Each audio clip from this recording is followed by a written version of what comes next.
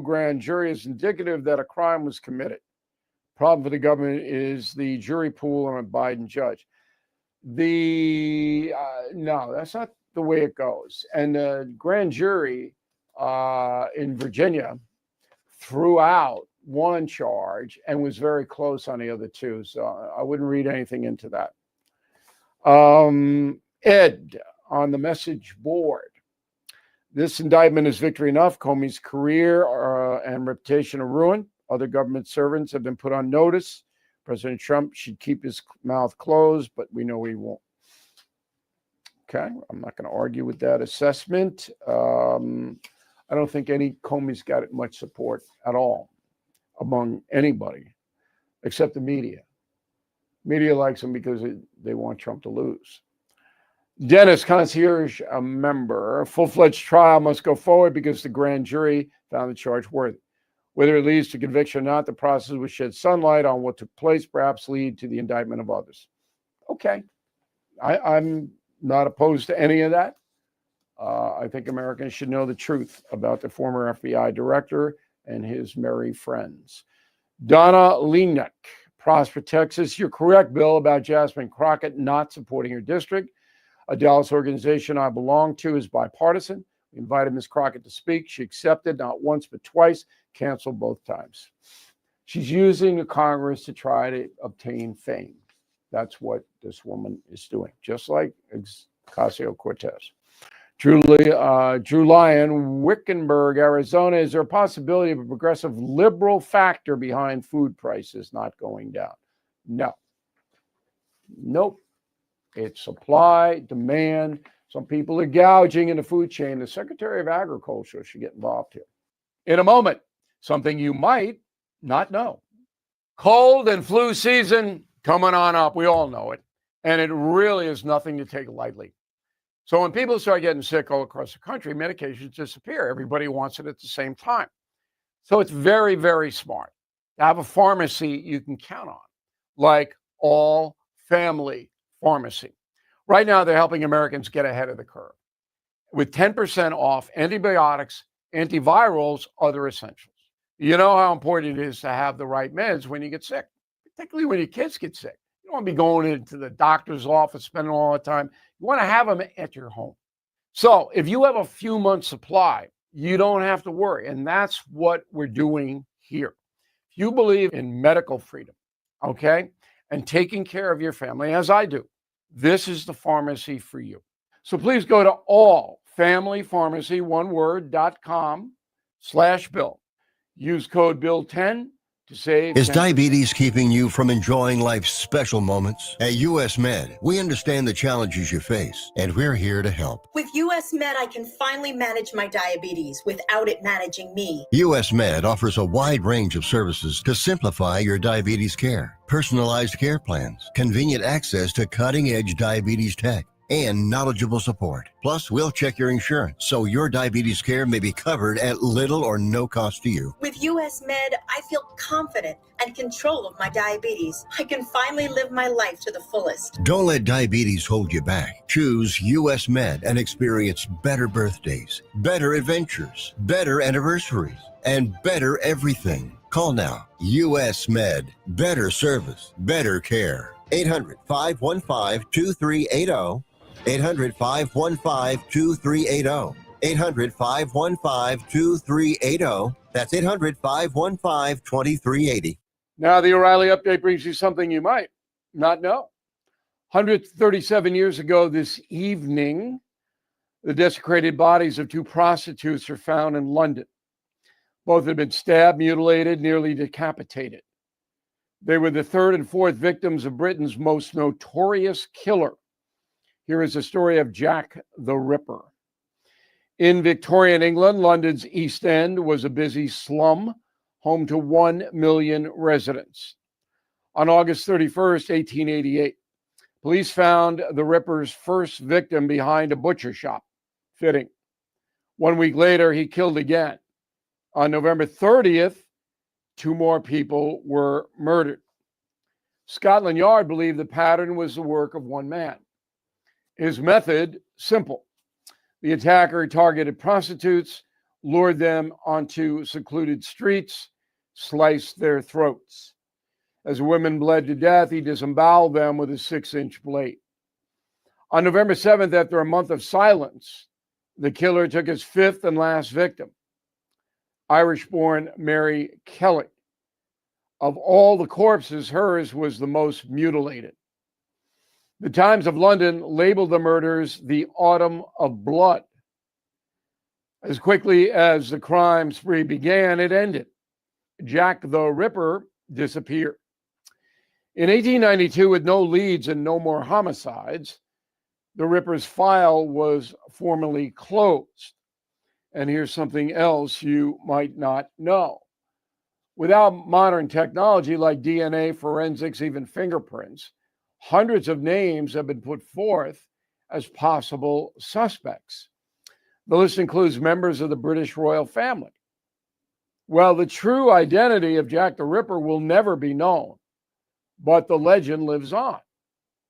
In a 2016 poll from the BBC, Londoners ranked Jack the Ripper the worst Briton of all time. Number 9 on that list, King Henry VIII, who was a lot worse than an individual killer. You can read about Henry's terrible deeds in my best-selling book, Confronting Evil. Back after this. If you own a vehicle with less than 200,000 miles and have an auto warranty about to expire or have no warranty, listen up. Car Shield is a low-cost month-to-month vehicle protection plan. It's now available to the public. You can save out-of-pocket expenses on future auto repairs. Please call Car Shield now to find out how you can pay almost nothing for covered auto repairs. 800-881-0365 for a free quote. This protection plan is at an all-time low price. Drivers who activate this vehicle protection today will also receive free roadside assistance, free towing, and car rental options at no additional cost. So please call for your free quote. 800-881-0365. 800-881-0365. Hey, what do you have to lose? 800-881-0365. Thank you for listening to the O'Reilly Update. I am Bill O'Reilly. No spin, just facts, and always looking out for you. News, analysis, opinion. This is News Talk STL. HD3 Clay, K270BW Belfast, KNBS Bowling Green. This is News Talk STL at 1019, 94.1, and always streaming at newstalkstl.com. News this hour from Town Hall. I'm Keith Peters in Washington. At a meeting of top American military officers around the world, President Trump declared an end to woke culture in the military. We're bringing back a focus on fitness, ability, character, and strength. And that's because the purposes of the American military is not to protect anyone's feelings. It's to protect our republic. And it's the republic that we dearly love. It's to protect our country. We will not be politically correct when it comes to defending American freedom, and we will be a fighting and winning machine. We want to fight, we want to win. The meeting was held at the Quantico Marine Corps base outside of Washington. President Trump says Pfizer will invest $70 billion in the U.S. and charge lower prices for pharmaceutical drugs. But by taking this bold step, we're ending the era of global price gouging at the expense of American families, and we're making America healthy again, which is our little theme. The president said that Pfizer would only charge Medicaid what he called most favored nation prices for its pharmaceutical drugs, which means that the cost would match the lowest prices charged in other developed nations. Senate Democratic leader Chuck Schumer says Republicans are trying to bully Democrats by refusing to negotiate as a standoff over health care and spending threatens to trigger the first U.S. government shutdown in almost 7 years. Schumer says President Trump and fellow Republicans have until midnight to get serious. The government will shut down at 12:01 a.m. Wednesday if the Senate does not pass a House measure that would extend federal funding for several weeks. On Wall Street, the Dow up by 81 points, the Nasdaq rose 68, the S&P 500 advanced 27. More on these stories at townhall.com.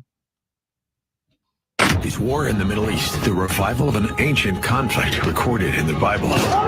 The nation of Israel is a resurrected nation. So what if there was going to be a resurrection of another people, an enemy people of Israel? Dinesh D'Souza's new film, The Dragon's Prophecy, is in theaters 2 nights only, October 6th and 8th. We came back to a land that was largely barren and empty, and we brought it back to life, and we're going to keep it. Tickets not sold in theaters. Get tickets only at thedragonsprophecyfilm.com. Progressive's Name Your Price tool, you get coverage options based on how much you want to pay for car insurance. And then you decide how to spend the rest of your money because you're in charge. And right now, you're going to pay for groceries. But you decide what groceries. Just keep in mind you're running out of dishwashing soap. But you decide if you're going to buy that soap. Just those dishes won't clean themselves, will they? Remember, with Progressive's Name Your Price tool, we'll help you find coverage at a fair price. And then you're in charge. Progressive Casualty Insurance Company and affiliates. Not available in all states. Price and coverage match limited by state law. From the Michaels Flooring Outlet Weather Center. I'm First Alert 4 Chief Meteorologist Steve Templeton. More mild mornings, but warm afternoons. A low of 62 Wednesday morning. More cloud cover, too, partly to mostly cloudy at times. And a high of 86 degrees. And then Thursday, a little warmer with mostly sunny skies and a high of 88 as the warm and dry pattern will continue right into the weekend. That's the latest in the First Alert 4 Weather Center. I'm Chief Meteorologist Steve Templeton. This hour of News Talk STL is brought to you by Rodney and Jen Wallner and the entire Wallner home selling team at Berkshire Hathaway. Call them today at 314-810-SOLD. 314-810-SOLD. Hey, it's Susie Moore. If new flooring makes you think hassle, think again, because Michaels Flooring is changing the game. For over 30 years, Michaels has been locally owned and trusted for quality, variety, and amazing service. Whether it's carpet, hardwood, laminate, luxury vinyl, or ceramic tile, their expert team makes installing new floors exciting, not stressful. That's why customers keep coming back. Visit Michaels Flooring at St. Peter's, Starting Prairie, Creve Coeur, or online at igotfloored.com. That's igotfloored.com. From home improvement to replacement, do-it-yourself electrical projects can be shocking. That's where Grasser Electric can help. They've been lighting up St. Louis for years. From ceiling fans and dimmer switches to repair or replacing your electric. No job is too big or too small for your home or business. Grasser Electric will even install emergency backup generators. So call Grasser Electric today before the sparks start to fly. 636-441-5200 or go to grasserelectric.com. Whether at home or at work, you're mobile. So when you're mobile, stay mobile. Keep St. Louis's home for conservative talk with you wherever you go. Download the News Talk STL app in the App Store or at newstalkstl.com. Tim Jones and Chris Arps in the afternoon. The 9 most terrifying words in the English language are, I'm from the government and I'm here to help. The more you remove voting from Election Day, the more opportunity you're offering for people to commit fraud. Are you not entertained? Are you not entertained? I think the Democrats are so short-sighted in this tactic they have now to just cheat at any cost to win elections. You're a lying dog-faced pony soldier. You said you were, but now you got to be honest. I'm going to be honest with you. What are we doing wrong here? As a former leader in the House, I think you can put your finger on it. It's called leadership. We don't have it. Tim Jones and Chris Arps.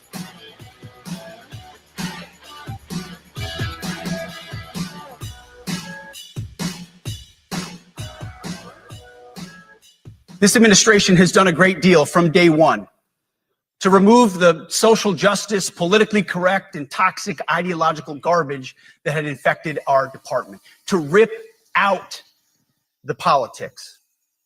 No more identity months, DEI offices, dudes in dresses.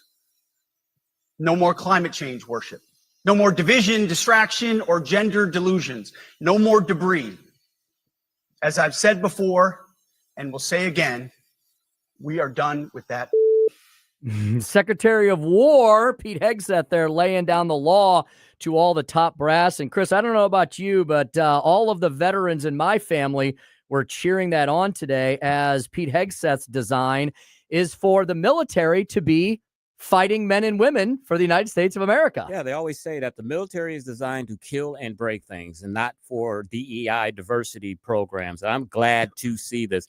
I used to think about what does Hamas and Hezbollah and the Russians and our enemies think when they see our troops dressed as women, our men, and us implementing all of this craziness in our military. It's insane. I'm glad Pete Hegseth is doing this, and it's something that should have been done a long time ago. Look, war is not for everyone. War is for very few. And that is the point of our volunteer military, right? You do not have to sign up in our military, but if you're going to sign up, know that you're not signing up for a social experiment, right?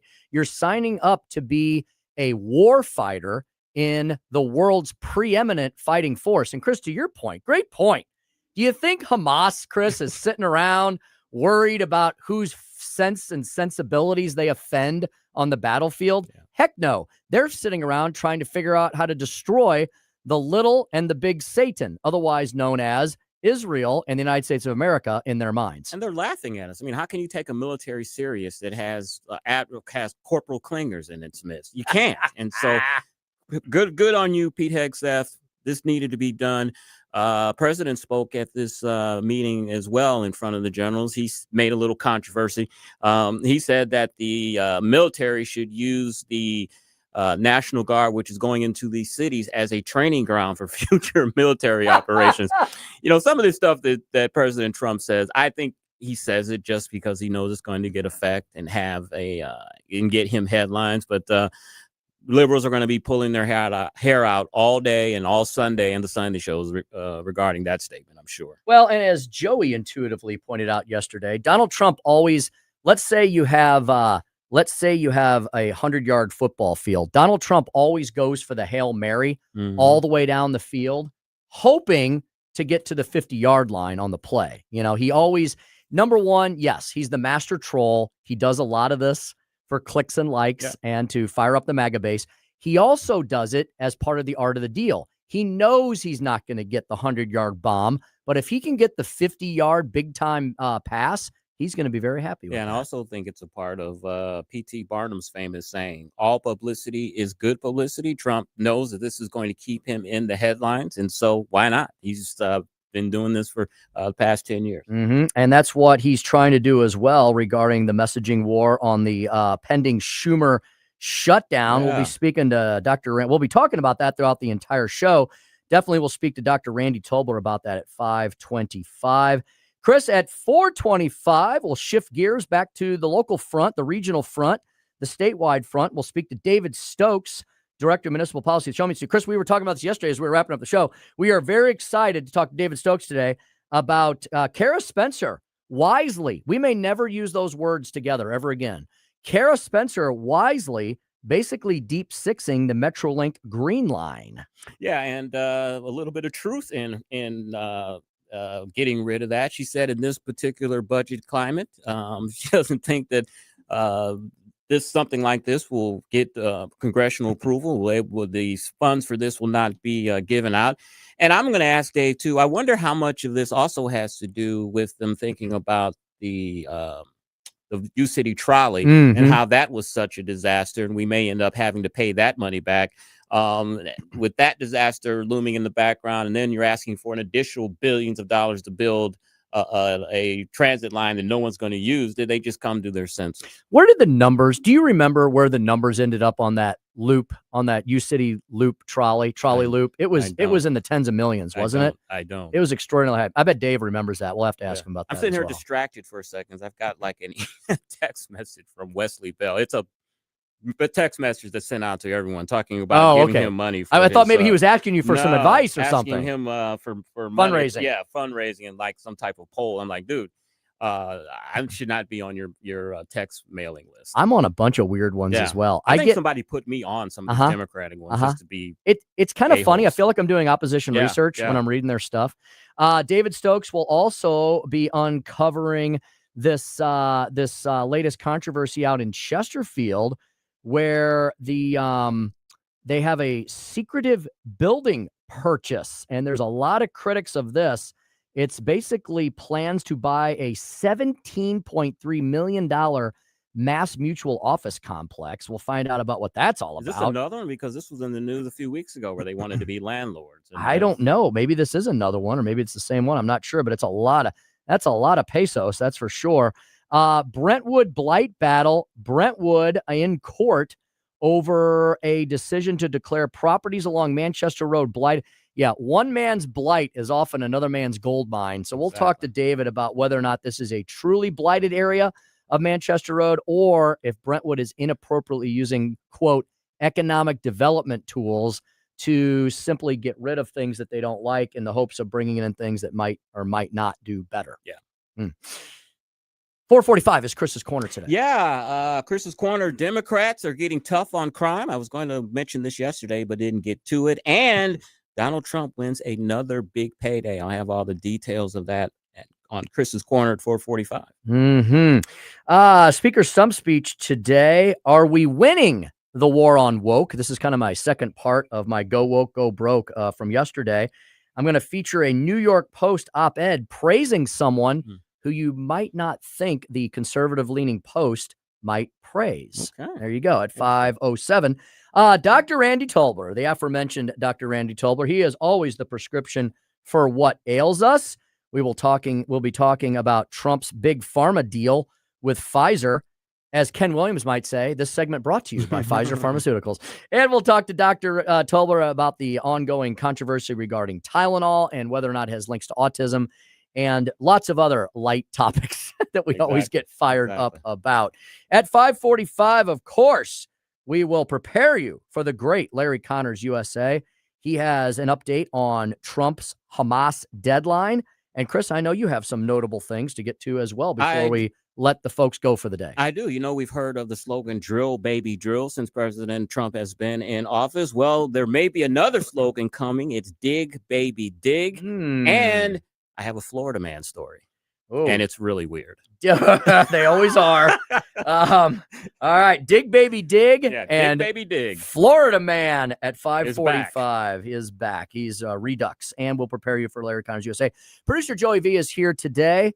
He's in his apolitical, non-editorial, plain blue t-shirt. He's got his Dodger blue on, I think. Yeah. You know, we were talking a lot about Conor McGregor trying to get a big payday for that fight on the White House lawn. That reminded me, I'm going to see a UFC movie tonight. There's a big screening for Smashing Machine where The Rock is wearing prosthetics and his face looks jacked up and he's lost some weight, I think. So I can't wait to report on that one on Friday. Smashing Machine with Mr. The Rock Johnson. I've been seeing the previews for that when I've been going to the movies. Very interested in your review on that. And it's interesting that he lost a bunch of weight because a few weeks ago, people were like worried about, is The Rock okay? Is he sick? Does he have cancer or something? I guess now we know. He's stabbing himself in the butt a little less, maybe, with the steroids. Joey, that's a serious allegation. So Joey's headed to go watch Smashing Machine, which he will preview for us. He will review for us on Friday. Live at Stone Ledge Distillery. Oh, that's right. That's right. We'll have whiskey, maybe some wine, and some movie reviews. What's weird about that movie, Joe, and you were talking about he wears a prosthetic. Doesn't even look like him. It's like they couldn't find a white guy that looks like whoever they're trying to play to play that role. He is playing a real life MMA fighter, and he looks pretty close to him. He's I think black, and of course The Rock is Samoan. Yeah. So maybe they put some blackface on The Rock. I don't know. Rock is black too now. He is now? Okay. Remember Rocky Johnson, the old wrestler? Yes, from, I know. Okay, I was gonna say now. I used to watch Rocky Johnson back in the day on wrestling in the Chase, whatever it was. He's half black. Yeah, he's half Joey's, I was thinking of you last night. Speaking of special effects, I watched the end of Iron Man 3. Remember the one with Guy Pearce? Guy Pearce is the bad guy who's got like the internal combustion engine inside him. Basically, he can like turn into fire and stuff. Do you remember that one? I have skipped a lot of the You've part skipped a few of those? 3s of the Marvel. I've never seen Thor 3. I haven't seen Captain America 3. And I need to catch up on that one if you recommend It's a good one. It's actually a good one. It's when they were still like cohesive and you could still follow the story. But the reason I brought up Guy Pearce, what do you think? I think Guy Pearce is do you know Guy Pearce, Chris? He's a very underrated actor. I think he's excellent. He's an Aussie. Okay. And he played Scrooge in that really dark Christmas Carol that FXM did a few years ago. It's like a 3.5-hour miniseries. Yeah. And he plays Scrooge. And some people were extremely upset because they were like, how dare you make a horrible man like Ebenezer Scrooge into like a sex object? Because Guy Pearce, the ladies like Guy Pearce. He's got the swept-back hair. He looks a little bit like Val Kilmer. He looks a little like Val Kilmer. And they were like, how dare you make it like an attractive looking Ebenezer Scrooge? Anyway, I thought he was excellent. He's a very good. So he's an Aussie, huh? He's a really good character actor. He's like a Daniel Day-Lewis. You know, he becomes the character. And anyway, I was thinking about Joey last night because I was thinking about great actors. I love that. Thank you. There you go. And Indeed. Then I saw something, a preview. HBO is having some show on superhero. What's his name, Joey? The guy that Peacemaker with John Cena? That looks really lame. That's all I thought when I saw the preview. Was like, this looks really lame. It's super violent. It's also by James Gunn, who has got full control over the DC universe right now. And I think they lean into that. His costume is so stupid that when he does kill you in honor of American freedom, it's so funny. Oh, okay. And he's got a pet eagle as his sidekick. Wow. So is this a movie or a miniseries or straight to Netflix? It's season 2 of Peacemaker's on right now, but it all ties in with The Suicide Squad and Superman. Oh, okay. So if you've watched those, it's really paying off. It's been fun to follow this now that I've given up on Marvel. DC has rebuilt my love for some of this superhero storytelling. Indeed. Another thing we can talk to David Stokes about is, did you know that there's an election coming up this November where the Rockwood School District, the one that I live in, is trying to sneak past a major tax increase on the voters? Chris, they're doing it this November. They're hoping nobody notices so they can send out all the public sector union goons and the teachers unions to vote for this thing.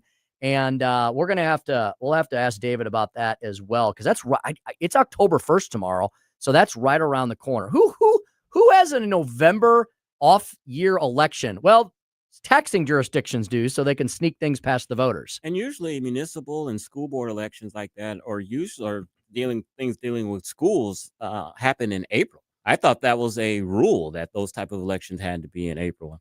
Yeah, they're really trying to pull one up. They're really hoping that nobody pays attention to a November off-cycle election. So that's another thing we can ask David Stokes about, and definitely as we prepare for that in the weeks ahead. You ready for the government shutdown tonight? Oh, yeah, government shutdown, Schumer shutdown. So, Chris, how ridiculous is it? I think the message is getting out on this, that Democrats, and Chuck Schumer's doing this because he's afraid AOC is going to run against him for U.S. Senate. So he's afraid of the little girl from the Bronx. They keep arguing that illegal aliens should have health care. And my answer to that is, why are we even talking about that? They shouldn't be in the country in the first place. We shouldn't be debating whether or not they get health care. We should be debating whether or not they should be here. Well, they're so compassionate. And even if they are here illegally, we still have to treat them because we have the greatest healthcare system in the world. And it's just inhumane not to treat them. Yeah, there's dueling ads, Tim, between the NRCC and the Democrats on the shutdown. Joey, can we play number 6? This is an NRCC ad. It's sabotage. Democrats are threatening a government shutdown to stop President Trump's policies, like Trump's crackdown on MS-13 and violent criminals. Democrats can use our power. Democrats want to abolish ICE, allowing violent criminal or illegal aliens roaming our streets. And to do it, they're putting veterans' care at risk, while risking military pay, police, and border patrols. Crime and chaos flooding our towns. Gives us a lot more free time to make trouble. Tell Democrats, don't hold the government hostage to put illegals before us. Sounds almost like a movie trailer. It does. With the big bass there. Coming this Friday. Yep, they want hundreds of millions of dollars for illegal alien health care. They want to refund. They want to refund public broadcasting. I'd like to know where the News Talk STL check is and all that. Guess what? We're not getting one ever. And they want to refund all of the defunded DEI, CRT, and other racist programs that we were spreading, not even here in this country, but around the globe. They basically want to refund USAID. Exactly. And if we have time, Joey, can we play the Democrats' response, number 7?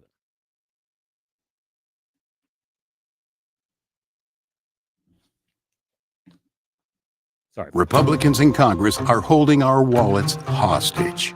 Costs are rising on almost everything. They cut Medicaid, making health care more expensive for Virginia families to give tax breaks to billionaires. Now they want to increase our health care costs by more than 75%. And they're threatening to shut down the government unless they get their way. Tell your Republican member of Congress to stop making health care more expensive and keep the government open. The Democrats' ad just sounds like, their talking points that we hear all the time. Yeah, I think the once Republicans' again, ad is more. I think it is more persuasive. And folks, this healthcare thing is a complete boondoggle and it's complete BS. They basically want to institutionalize COVID Biden era giveaways to the insurance companies.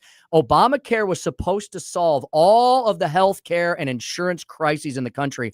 All it's done is make healthcare skyrocket 30 to 70% over the last 20 years. And these are subsidies that were put in during the pandemic that were extra subsidies. These weren't originally in Obamacare.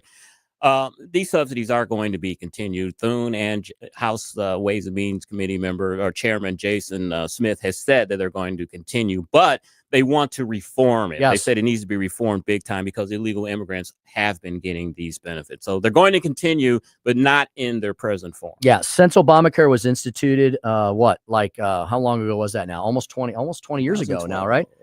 11, wasn't it? 2011. So we're talking 14 years ago. 14 years. Healthcare has continued to skyrocket in the country. You want something to be more costly and work less effectively, have the Democrats institute a government program for it. And that's exactly what happened with Obamacare. It's been a failure.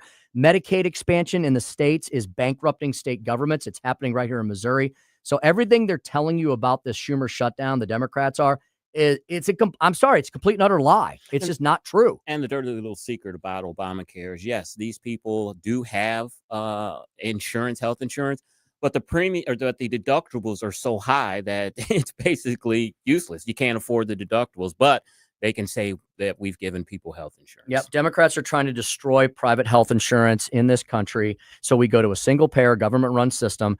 Ask why everyone around the globe, when they need serious health care, comes to the United States and doesn't use their government funded one size fits all plan in their home country. Exactly. And that's the reason indeed.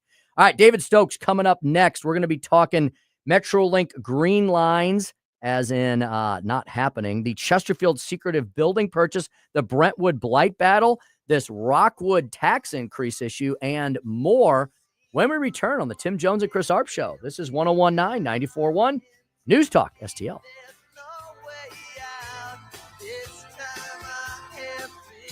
You're listening to Tim Jones and Chris Arps. Runaway train, never going back.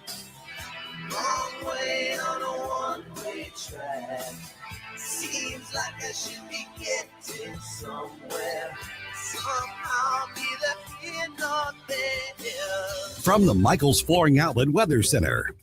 I'm First Alert 4 Chief Meteorologist Steve Templeton. More mild mornings, but warm afternoons. A low of 62 Wednesday morning. More cloud cover, too. Partly to mostly cloudy at times. And a high of 86 degrees. And then Thursday, a little warmer with mostly sunny skies and a high of 88 as the warm and dry pattern will continue right into the weekend. That's the latest in the First Alert 4 Weather Center. I'm Chief Meteorologist Steve Templeton. If you find yourself feeling out of place in the world, it's comforting to know conservative values haven't been abandoned everywhere. The far left wants to destroy conservative values in America. This is News Talk STL. Welcome home. Well, as luck would have it, I just came from Hanson's Tree Service. Had to go up and visit Chad Hanson today. They're very busy up at Hanson's Tree Service, but they're more than happy to get busier with your business. My good friend and neighbor who I've lived next to for a couple decades was asking about the arborists at Hanson's, and yes, they have them. He's having a tree problem, and he's wanting to know if he can save the tree. I said, well, just call Chad Hanson. HansonsTree.com is where you can find the emergency service line, which is also the regular service line. You can actually book an appointment online right there. So if you're super busy and you don't have time to talk to anybody, you just do it right there on the website, HansonsTree.com. You can book that tree inspection. You can book that appointment. You can call the emergency service line. You can order their organic mulch. It's absolutely fantastic. Hassle-free estimates, 6 months, same as cash financing.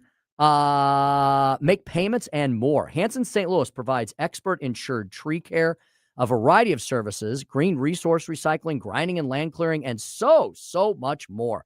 It's really a great local, independently owned business. No job is too big or too small. They took a stump out of my yard a few weeks ago and cleaned it up.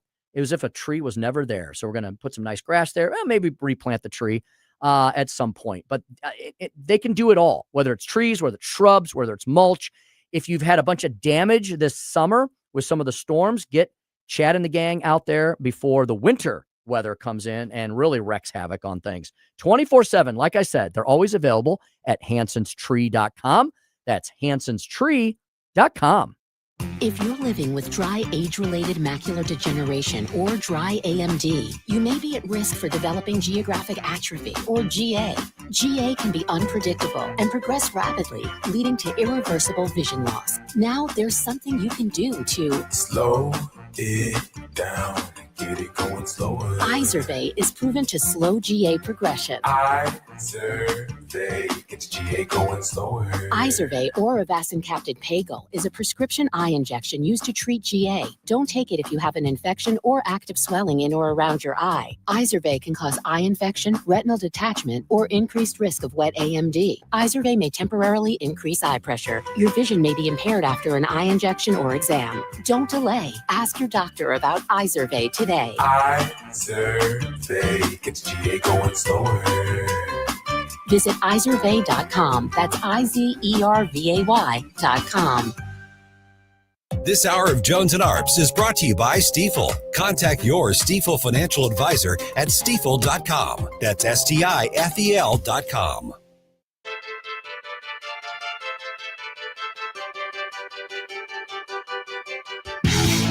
Tim Jones and Chris Arps in the afternoon.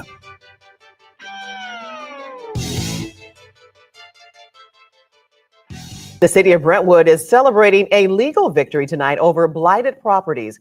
Businesses in the Manchester corridor have been fighting the city in court over a 2023 study designated the area as blighted. City officials say a judge has ruled in Brentwood's favor. In a statement, the city says, quote, "From the beginning, our focus has been and will be, continue to be, the betterment of the Brentwood community and the St. Louis region as a whole. The redevelopment of Manchester Road is a critical part of that effort." 429 on the Tim Jones and Chris Arps show. And Tim, my church is right there at on Manchester in Brentwood, and go there every Sunday. And the area doesn't look very blighted to me. Well, maybe you shouldn't be hanging out in these horrifically blighted areas. Chris, I know the area you're talking about. Yeah.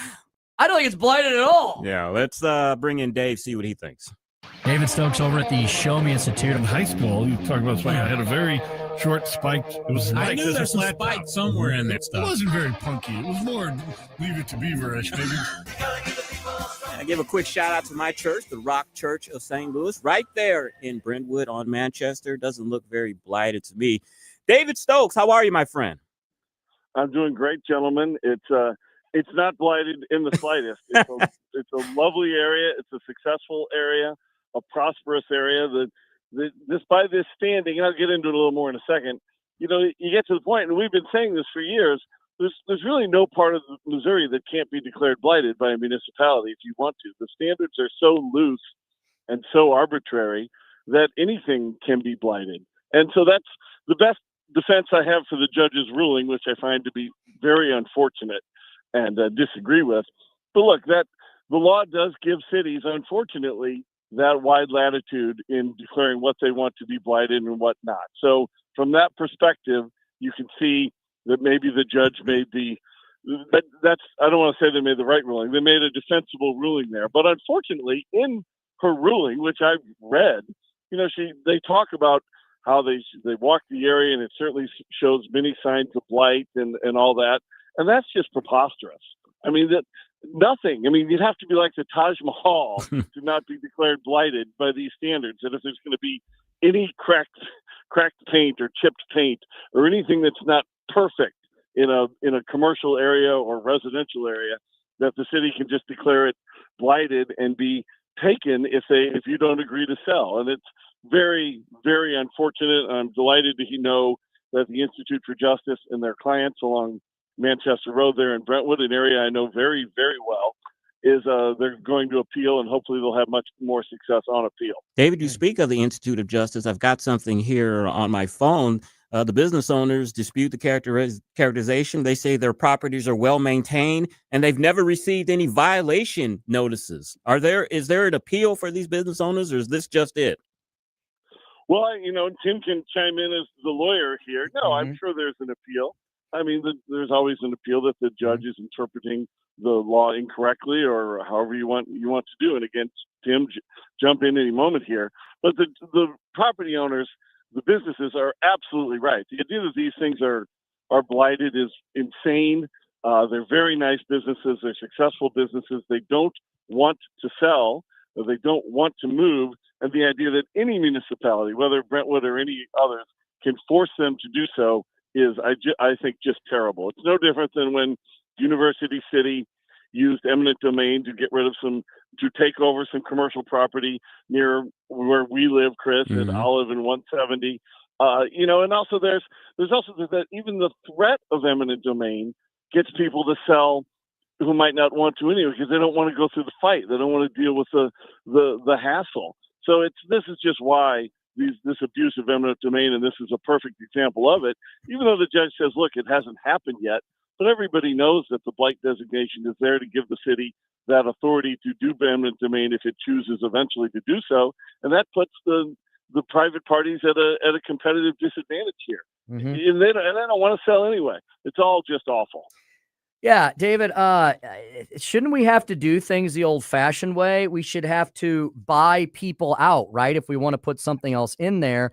And doesn't this beg the question that maybe the legislature needs to look into these blight/eminent domain statutes and do some reforms, right, David? We always need to reform the tools of government on the books so they're not abused, like apparently this is being abused in this situation. And buy them out at fair market value, too. Indeed. Or not have the right to do it at all if they don't want to sell. Brentwood's been doing a lot down in that area, and some of it's very good. They've done a lot of work in that general Brentwood and Manchester connection there, or area. And some of it's been floodplain improvements, and some of which been some needed infrastructure improvements, and that's all good. But this part of the deal is really they just want to redevelop it and hand it over to another private developer. And this is they've already passed the taxing from the financing package. So there's a huge tiff involved with all of it. And it's all just the same old thing that we've seen in with the Homer Torkakis' dental office in Arnold and in Sunset Hills and over and over. And I thought we were beyond this after some changes after the Kelo decision. But what we've seen in University City with the Costco and now in Brentwood, to get to Tim's point, it definitely is time for the legislature to tighten it up even more. Speaking with David Stokes, Director of Municipal Policy at the Show Me Institute. David, I don't know if your ears were burning or ringing last week, but when we reported on the Metrolink Green Line being dropped, we talked about how many bottles you all must have popped there at the Show Me Institute. Tell us about this. Well, this is great news for the city of St. Louis. It's great news for the whole region. Finally, the city, who suspended the application a few months ago, has just canceled their application to the federal government for funding of the Green Line of Metrolink extension. And what was the cost of this going to be, David, if I may interrupt you for a sec? What was the cost here? The estimated cost was $1.1 billion, of which they were going to ask the federal government for roughly $700 million. They weren't going to get it. They saw the writing on the wall, and they've just canceled the whole project now. Keep in mind, we talked about this project on your show many times. I testified against it before the East-West Board of Governors about a year and a half ago. It's a terrible idea. You can support Metrolink and still think that this project was just a complete useless waste, because it was. It was, by Metro's own estimates, it was only going to move 5,000 boardings a day, so about 2,500 people. That's not very many for a project like this. And I'm sure those estimates were overly generous as it was. All of this for a $1.1 billion project. It's great that the city is canceling it and looking into a bus rapid transit system, which I think will be fantastic. I happen to think that the numbers that they put out are a little more expensive than they should be there too, but at least we're talking a savings of several $100 million here on this for a bus system. And I hope they get a bus system in here. I just hope they can do it for less than a couple $100 million. But it's great. The cancellation of the Green Line is a big win for the city and the whole region. Yeah, and David, we may never say this again, but I think we have to give Kara Spencer, the new mayor, some credit for having some signs of fiscal sanity, right, David? Because in the past, it would seem that City Hall in the city of St. Louis would just continue to shovel good money after bad. And it's really notable to see someone like the new mayor have a bit of fiscal restraint and admit the economic reality in which she finds herself. Absolutely. Mayor Spencer deserves a great deal of credit for this. She probably deserves almost all the credit for it. You know, it's a great choice. Glad to see Metro leadership at Metro get on board with reconsideration of the idea, canceling the application, which again was never going to happen. We worked very hard at Show Me Institute against this proposal for a long time. But the fact is, when Donald Trump was elected, and particularly when he was inaugurated, because I had the fear that they were going to shovel money to it between that election and that inauguration. But the moment he was inaugurated, you knew that this project was not going to receive the funding that they wanted. And so it's great to see the city, which up till recently was still spending some money on environmental planning and review and other aspects of it, decide, it's never going to happen. Let's shut it down and stop spending any money at all towards it. David, you are a native St. Louisan, and you remember Lambert International Airport was a hub airport for TWA. It was a very bustling airport. And then when TWA went bankrupt, you can roll a bowling ball down the middle of the main terminal and you may not hit anybody. A couple of good news lately for Lambert. Just today in the Post-Dispatch, British Airways is going to have a direct flight from St. Louis to London. Hey. And then Lufthansa Airways announced earlier this summer that they're going to have direct flights to Frankfurt, Germany. Is Lambert making a comeback, Dave? I don't know, because one thing I don't know about these two announcements is, are they going to be subsidized by general taxpayers or by private business? Some of these flights have been subsidized. I didn't know that. And I do not know if that's true here. Like, I believe there was a flight to Iceland and a flight to Germany that was absolutely, I should say the previous flight to Germany that was subsidized by certain groups. There's nothing wrong, especially with a private subsidy, if you choose to do it, but it doesn't mean the airport is back. So I do not know what the British Airways choice is. If it's not subsidized at all and British Airways thinks there's demand for a direct flight from St. Louis to London, that would be absolutely fantastic. Too soon, I think, to say Lambert Airport is back to what it will. It will probably never be back to the major international airport that it was in the 70s and 80s. But anything moving in the right direction that doesn't take unnecessary taxpayer subsidies to make it happen, that's good in my book. David, we have a real dodo bird of a topic here, and that is not one but two school districts proposing something on this November's ballot. People are like, what? This November? This isn't an election year. Yeah, it usually isn't.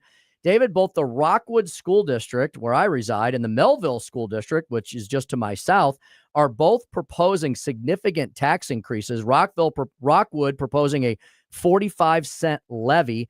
Melville proposing to make a temporary tax levy permanent, which is predicted to raise over $1.4 million. David, first of all, sounds like the school districts and I guess the teachers unions trying to pull a fast one over the voters, hoping that nobody notices but their base by having it in this November instead of next.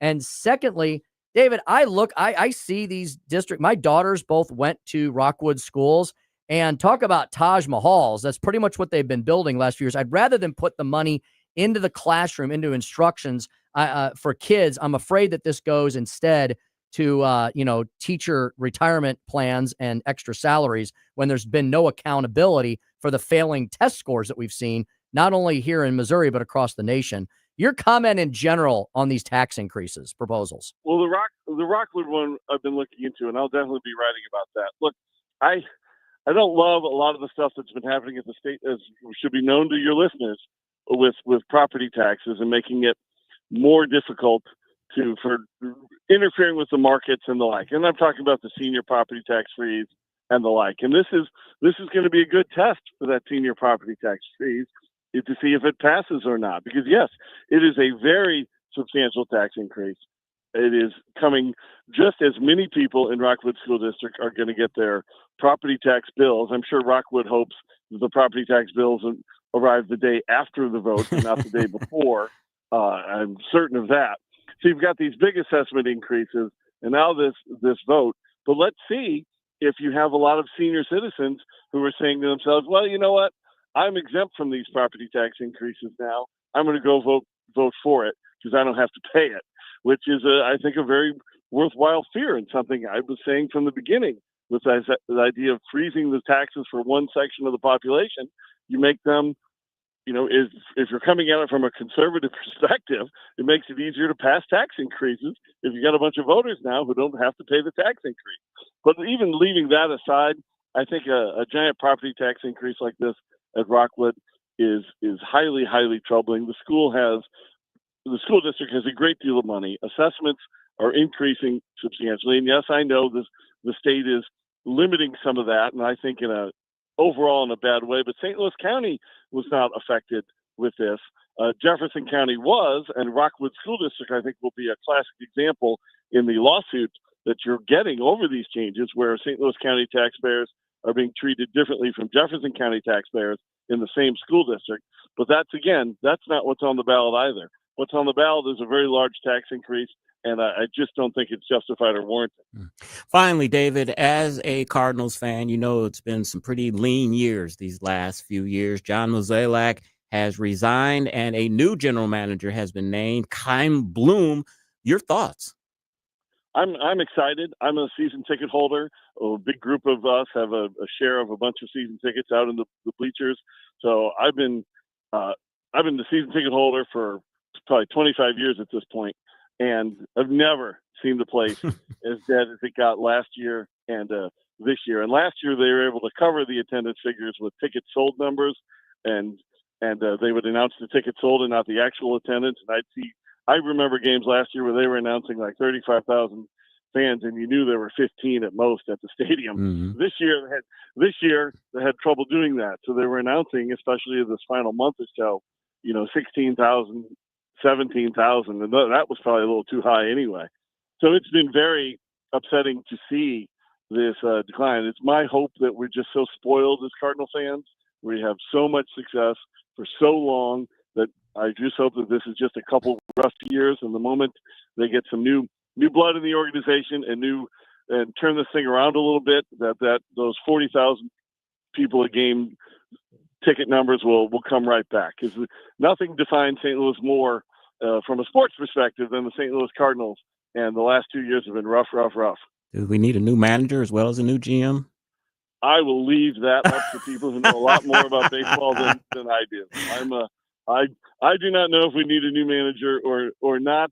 I think it's pretty clear that the troubles of this year and last year have much more to do with, the front office and the team they're putting out there. I don't think any manager could have made this go any better than it did these past 2 years. And that I never thought they should have fired Mike Schilt. Don't get me wrong, but I don't think you can pin the troubles of the last 2 years on Coach Marmol.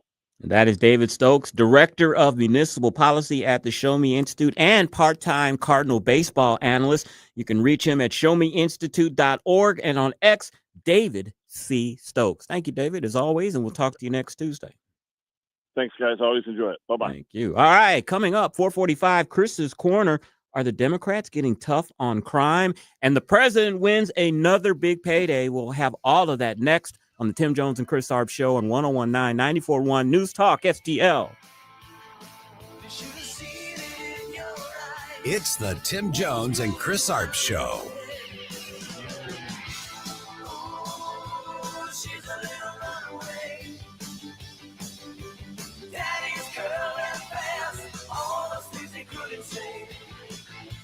From the Michaels Flooring Outlet Weather Center. I'm First Alert 4 Chief Meteorologist Steve Templeton. More mild mornings, but warm afternoons. A low of 62 Wednesday morning. More cloud cover, too. Partly to mostly cloudy at times. And a high of 86 degrees. And then Thursday, a little warmer with mostly sunny skies and a high of 88 as the warm and dry pattern will continue right into the weekend. That's the latest in the First Alert 4 Weather Center. I'm Chief Meteorologist Steve Templeton. News, analysis, opinion. It almost seems common sense, but, alas, common sense isn't so common these days. News Talk STL. I want to tell you about the Wallners, the Wallner Home Real Estate Team at Berkshire Hathaway. Getting my little notes here about the Wallners. The Wallners can be reached at 314-810-SOLD. That's 314-810-SOLD. Rodney and Jen Wallner, your one-stop shop for all your real estate needs. And guess what? You can use them on both sides of the river. Yes, they're licensed in both Missouri and Illinois. They'll offer you a flexible commission plan that will be tailored to your family-specific needs, not some cookie-cutter boilerplate model. So many approved home buyers, they'll guarantee to obtain you an offer. They're a husband and wife team. You get a unique family perspective, not just that of one agent. There's no obligation. There's no long-term commitment. If you change your mind, went out of that agreement, you can. You can come back later when you're ready to sell your home. Call them, 314-810-SOLD. Jamie Ullman now working with the Wallners. What a fantastic team that is. That's a priceless team. 3 for the price of 1. With Rodney and Jen, you get that unique husband and wife family perspective at the same time, not just that of one agent. That is awesome in and of itself. I would stress to you that as we head into, look, this is becoming like, this is, after Labor Day, before Christmas, this is the sweet spot for real estate deals. Don't miss the train. Call the Wallner Home Selling Team today. Get a free listing consultation. You will sell your home with the top producing real estate team of Rodney and Jen Wallner. They're at 314-810-SOLD. That's 314-810-SOLD.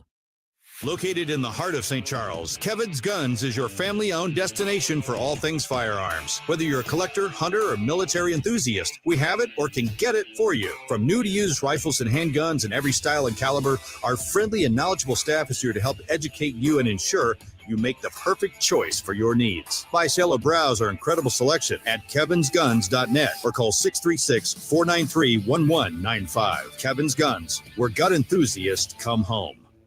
For 100 years, Tom Shaw Realtor is helping folks buy or sell, but also helping the community. He wanted this paid commercial to promote the Tom Shaw Walk for Alzheimer's, Sunday, October 12. More details at shawrealtors.com.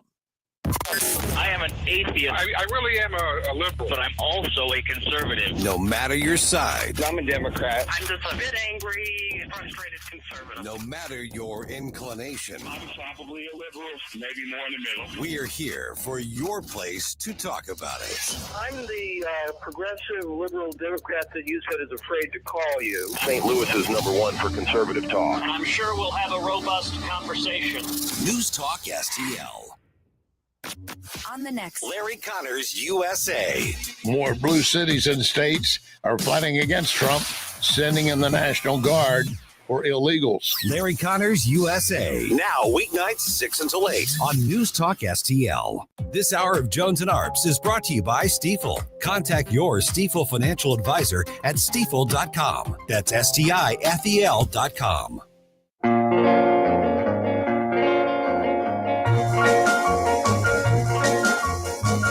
As I walk along, I wonder what went wrong with our love, a love that was so strong.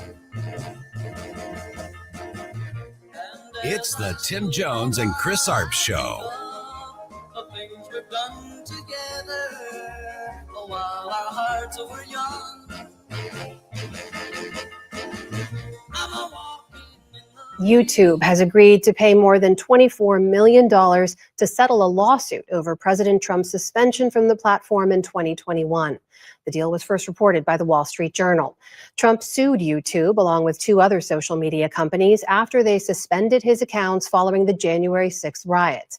YouTube, which is owned by Google's Alphabet, is the last one to settle after Facebook's Meta and X agreed to do so earlier this year. According to court documents, much of the YouTube settlement funds will go towards building Trump's White House ballroom. 450 on the Tim Jones and Chris Arps Show, and the president, Tim, is on quite a run. You just heard there $24.5 million from YouTube. He won $15 million from ABC, $16 million from Paramount, and as they said in the report, $25 million from Meta. Ooh, that's winning. He's driving the Democrats nuts too. Chris, I saw that. I didn't watch this live. We don't watch much of this live, but we you and I, we vacuum up all the clips. Eric Swalwell was whining about this on CNN the other night, saying, just wait for us to get the House back. And man, the retribution. I mean, these Democrats, they always have to one up everybody on everything. And all they're worried about is spending more money and exacting revenge on Donald Trump. What are they going to do when Donald Trump is not around after he runs for his 4th term. And let's remind the audience, too, Eric Swalwell was banging Fang Fang, or A Fang Chinese, Fang Bang Bang, maybe both. yeah. A actual Chinese spy, Yeah. a real life Chinese spy. Yeah. And he has credibility. All right, before we get to Chris's Corner, Joey, what's our thumbnail theme today, sir? I noticed that Larry Connors has a new commercial that's playing right now, and it's all about the Tom Shaw Foundation's Alzheimer's run. All right. That's coming up in October. So I had you guys running marathons in the thumbnail, and I'm playing all running music. So just go to the Tom Shaw Foundation, look up and see if you can join them on October 14th for the Alzheimer's run. And that meme there is about the closest I will ever get to running a marathon. Great calves in that photo. Oh, thank you. Everybody knows the Shaw family because their real estate signs are every. Yes. Tom Shaw Sr. was a great guy. He passed away in 2018. Tom Shaw Jr. and his sister, Debbie Shaw Frank, have kept Dad's legacy going, and they do this every year. The Shaws are wonderful people. They're like St. Louis, St. Charles through and through. They love the region. They love Eastern Missouri, and they do a lot for the community. And aren't they related to the Shaw Gardens founder? I think Charles so. Shaw. You think they're descendants? You know what? I think they are. I've never asked Tommy. The younger one. Tommy's probably in his 60s or something now. He's in here a lot. Tommy Shaw, big fan of the station. I think they are. I think they are. I've asked them about that, and I think they are descendants of the Shaw Gardens founders. So big name here in St. Louis, and Tom Shaw Jr. is a man among men. He's an awesome dude, and it is a great cause. The run, October 12th. October 12th. All right. Let's do a little Carner. Chris.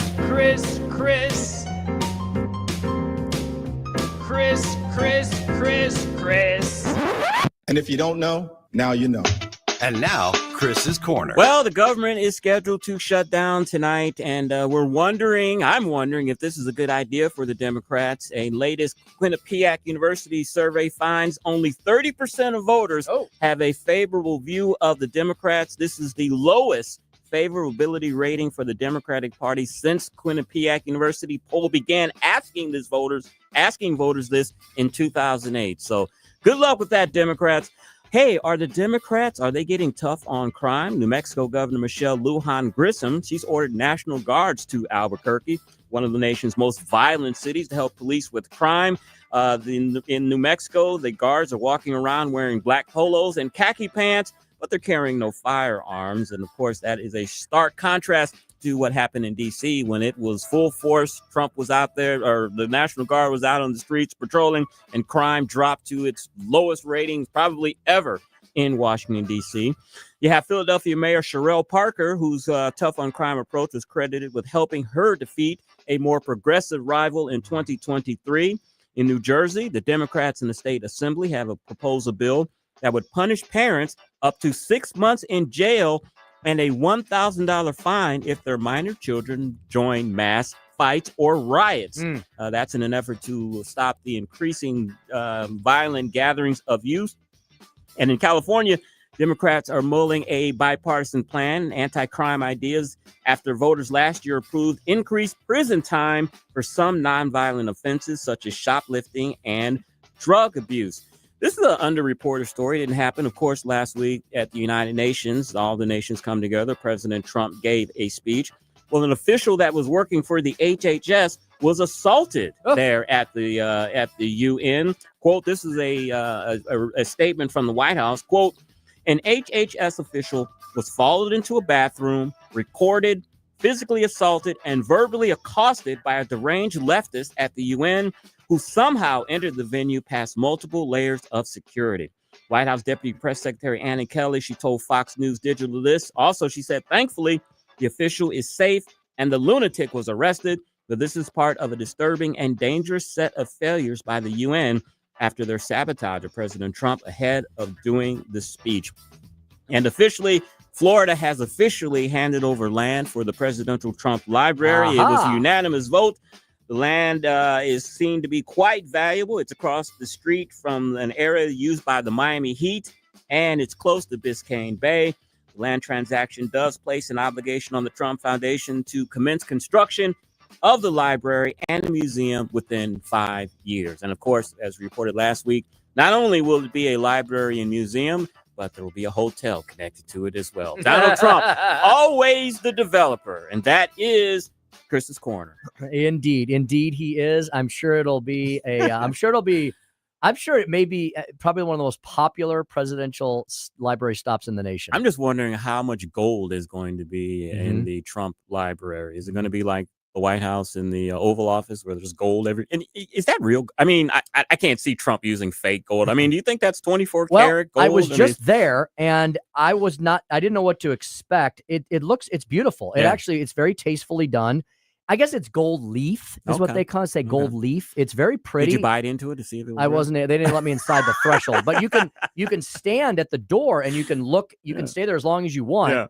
But there's Secret Service right there, and so if you step over that little velvet rope, man, you're going to get tackled. But I think it's very good and very tasteful, and I'm sure he'll do a good job at the library. I'm sure he will. All right, Speaker's Thumb speech at 5:07. Go Woke, Go Broke, Part 2. You're not going to believe who the New York Post is praising in the war on woke.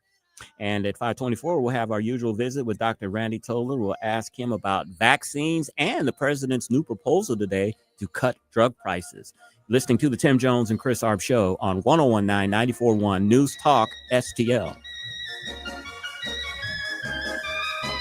The Washington Guard presents the 4th annual Patriots Banquet, The Price of Freedom, honoring real American heroes. Join us October 11th at Parish Hall in Union, Missouri. Hear from featured speakers Doug Giles, founder of Warriors and Wild Men, and Marine Colonel Jack Jackson, Harrier jet fighter pilot. Master of Ceremonies Jamie Allman will host this inspiring evening. For tickets, visit thewashingtonguard.com. Use code NewsTalkSTL for $10 off. Is your portfolio prepared for the biggest risks facing investors today? Hi, it's Tim Jones. High inflation and a rapidly changing economy may impact your investments. If you haven't made appropriate changes, your portfolio may not be positioned to address some of the biggest risks in today's economy. That means it's time to request your free portfolio review from the ClearPath Wealth Management Group at Stifel. You can hear their latest views on the markets and investing during On the Money, hosted by Stifel financial advisors Bob Stockdale and Eric Robert, every Saturday morning at 9 a.m. on News Talk STL 101.9. They can help you get organized, guide you through critical retirement decisions, and create a portfolio designed around your needs. To schedule your free portfolio review, go to clearpathinvesting.com. That's clearpathinvesting.com, or call 636-695-2650. That's clearpathinvesting.com, 636-695-2650. Stifel Nicholas & Company Incorporated, member SIPC and NYSE. The Vic Porcelli Show. That guy over there is Stan Clement from Roots Plus. Why is it when you cut down trees, nobody says timber? Well, I hadn't thought about that. I guess it's like on the golf course. Most people don't yell for. I think it's after you make your drive. Maybe that's the problem. I think look out would be a better warning than for. Vic Porcelli, live and local, weekday mornings at 9 on News Talk STL. KLGY HD3 Clayton, K270BW Bellefonte, KNBS Bowling Green. This is News Talk STL at 101.9, 94.1, and always streaming at newstalkstl.com. News this hour from Town Hall. I'm Keith Peters in Washington. Germany's Chancellor Friedrich Merz says President Trump's plan is the best chance for ending the war between Israel and Hamas. The German leader tells journalists in Berlin the fact that Israel supports this plan is a significant step forward. Now Hamas must agree and pave the way for peace.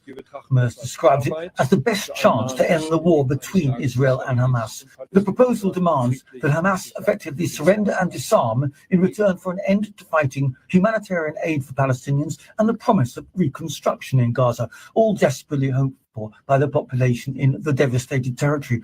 I'm Charles de Ledesma. At a meeting of all major military commanders at Marine Corps Base Quantico today, Pentagon Chief Pete Hegseth says this is a new era for America's military. The era of politically correct, overly sensitive, don't hurt anyone's feelings leadership ends right now. At every level, either you can meet the standard, either you can do the job, either you are disciplined, fit, and trained, or you are out. Hegseth told the gathering that the U.S. military needed to be prepared for war in order to protect peace. He also announced new directives for troops that include gender-neutral or male-level standards for physical fitness. Drug maker Pfizer has agreed to lower drug costs under a deal struck with the Trump administration. Under the agreement, New York-based Pfizer will charge most favored nation pricing to Medicaid and guarantee the same pricing on newly launched drugs. That involves matching the lowest price offered in other developed nations. On Wall Street, the Dow up by 81 points, more at townhall.com. The following is not an actor, but a real-life story from Trinity Debt Management. My debt problem started probably about 2016. I needed my life to change financially. I called Trinity and I ended up joining based on high credit card bills and high interest rate. And my counselor at Trinity has been great, and Trinity has been helping me to get on the right path of paying off these credit card bills, bringing down the interest rate. They have consolidated my bills into one low monthly payment. And now I am finally getting out of credit card debt. So I just want to say thank you, Trinity, for showing me a better and greater path. If you're in debt and you need help, call Trinity at 1-800-990-6976. My name is Sharon, and soon I will be debt-free for keeps. 1-800-990-6976. From the Michaels Flooring Outlet Weather Center.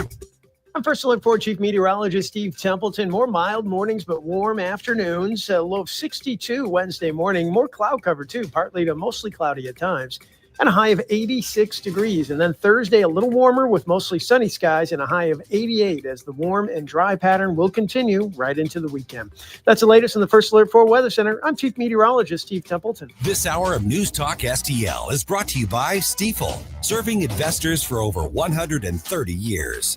Contact your Stifel financial advisor at stifel.com. That's STIFEL.com. Hey, it's Jamie Allman here for The Barn in beautiful Columbia, Illinois, offering a unique experience with an upscale feel that's sure to make your visit unforgettable. More than 100 different bourbons, 30 vodkas, plus an expansive outdoor patio, upstairs banquet facility, seating up to 50. You can reserve that. Call for rates. Live music every Friday and Saturday. Last Queen standing. And extreme bar bingo every Thursday, plus Tequila Tuesdays. I'm heading over there right now, The Barn, right there in gorgeous Columbia, Illinois. Now you can fly anywhere in the world and pay discount prices on your airline tickets. Book a flight today to London, Paris, Madrid, or anywhere else you want to go and pay a lot less guaranteed. Call the International Travel Department right now at Low Cost Airlines. 800-515-2397. 800-515-2397. That's 800-515-2397. Number one for live and local conservative talk. I want to know what's happening here. That's how I stay informed. I put America first. All the local content. 1019 and 94.1. St. Louis is number one for conservative talk. I love these people. News Talk STL. Tim Jones and Chris Arps in the afternoon. The 9 most terrifying words in the English language are, I'm from the government and I'm here to help. The more you remove voting from Election Day, the more opportunity you're offering for people to commit fraud. Are you not entertained? Are you not entertained? I think the Democrats are so short-sighted in this tactic they have now to just cheat at any cost to win elections. You're a lying dog-faced pony soldier. You said you were, but now you got to be honest. I'm going to be honest with you. What are we doing wrong here? As a former leader in the House, I think you could put your finger on it. It's called leadership. We don't have it. Tim Jones and Chris Arps.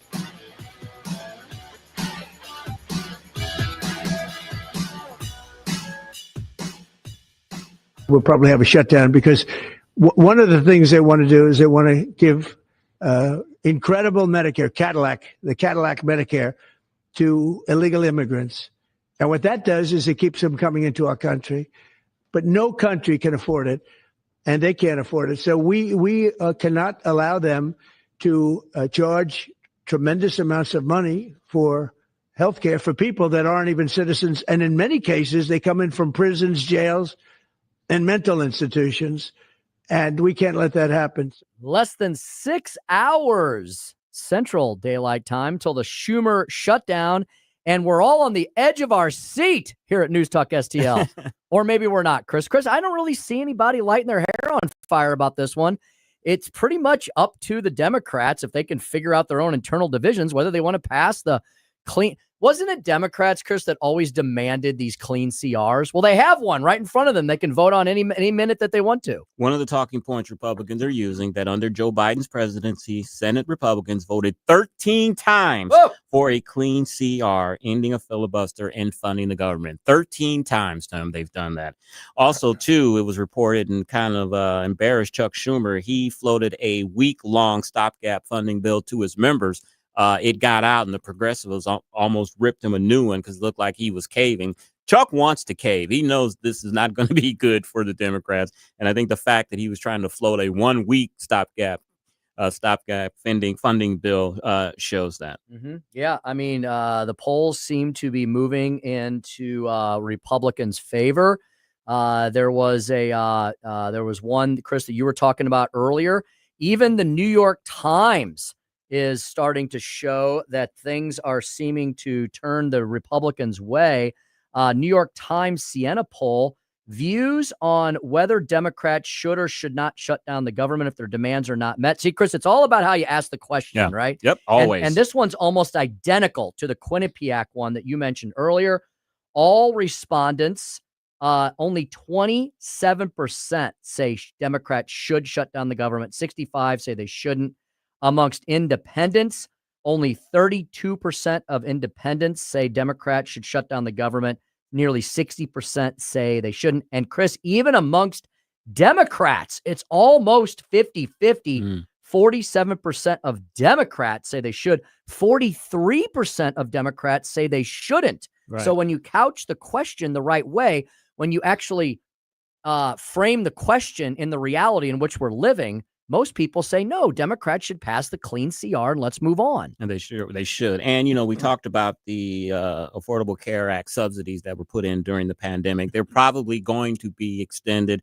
Another example here, Senator Mike Rounds from South Dakota, he floated a 1-year extension of the subsidies, and then it would be followed by a 1-year phase down and return the tax credits to pre-pandemic levels. So I think we're going to have an expansion of this, but as the Republicans are making the case, we don't want to talk about this in a 7-week continuing resolution. Let's talk about this after the 7 weeks or during the 7 weeks to try to get some type of deal on this. Democrats are demanding $1.5 trillion in taxpayer-funded benefits to illegal aliens who shouldn't be here in the first place, subsidizing the woke public media that we just defunded in the One Big Beautiful Bill, and it would gutting funding for rural hospitals. You always hear the Democrats yelling and screaming about more money for hospitals. What they're asking for would actually gut rural hospitals. We'll ask Dr. Randy Tobler about that at 525.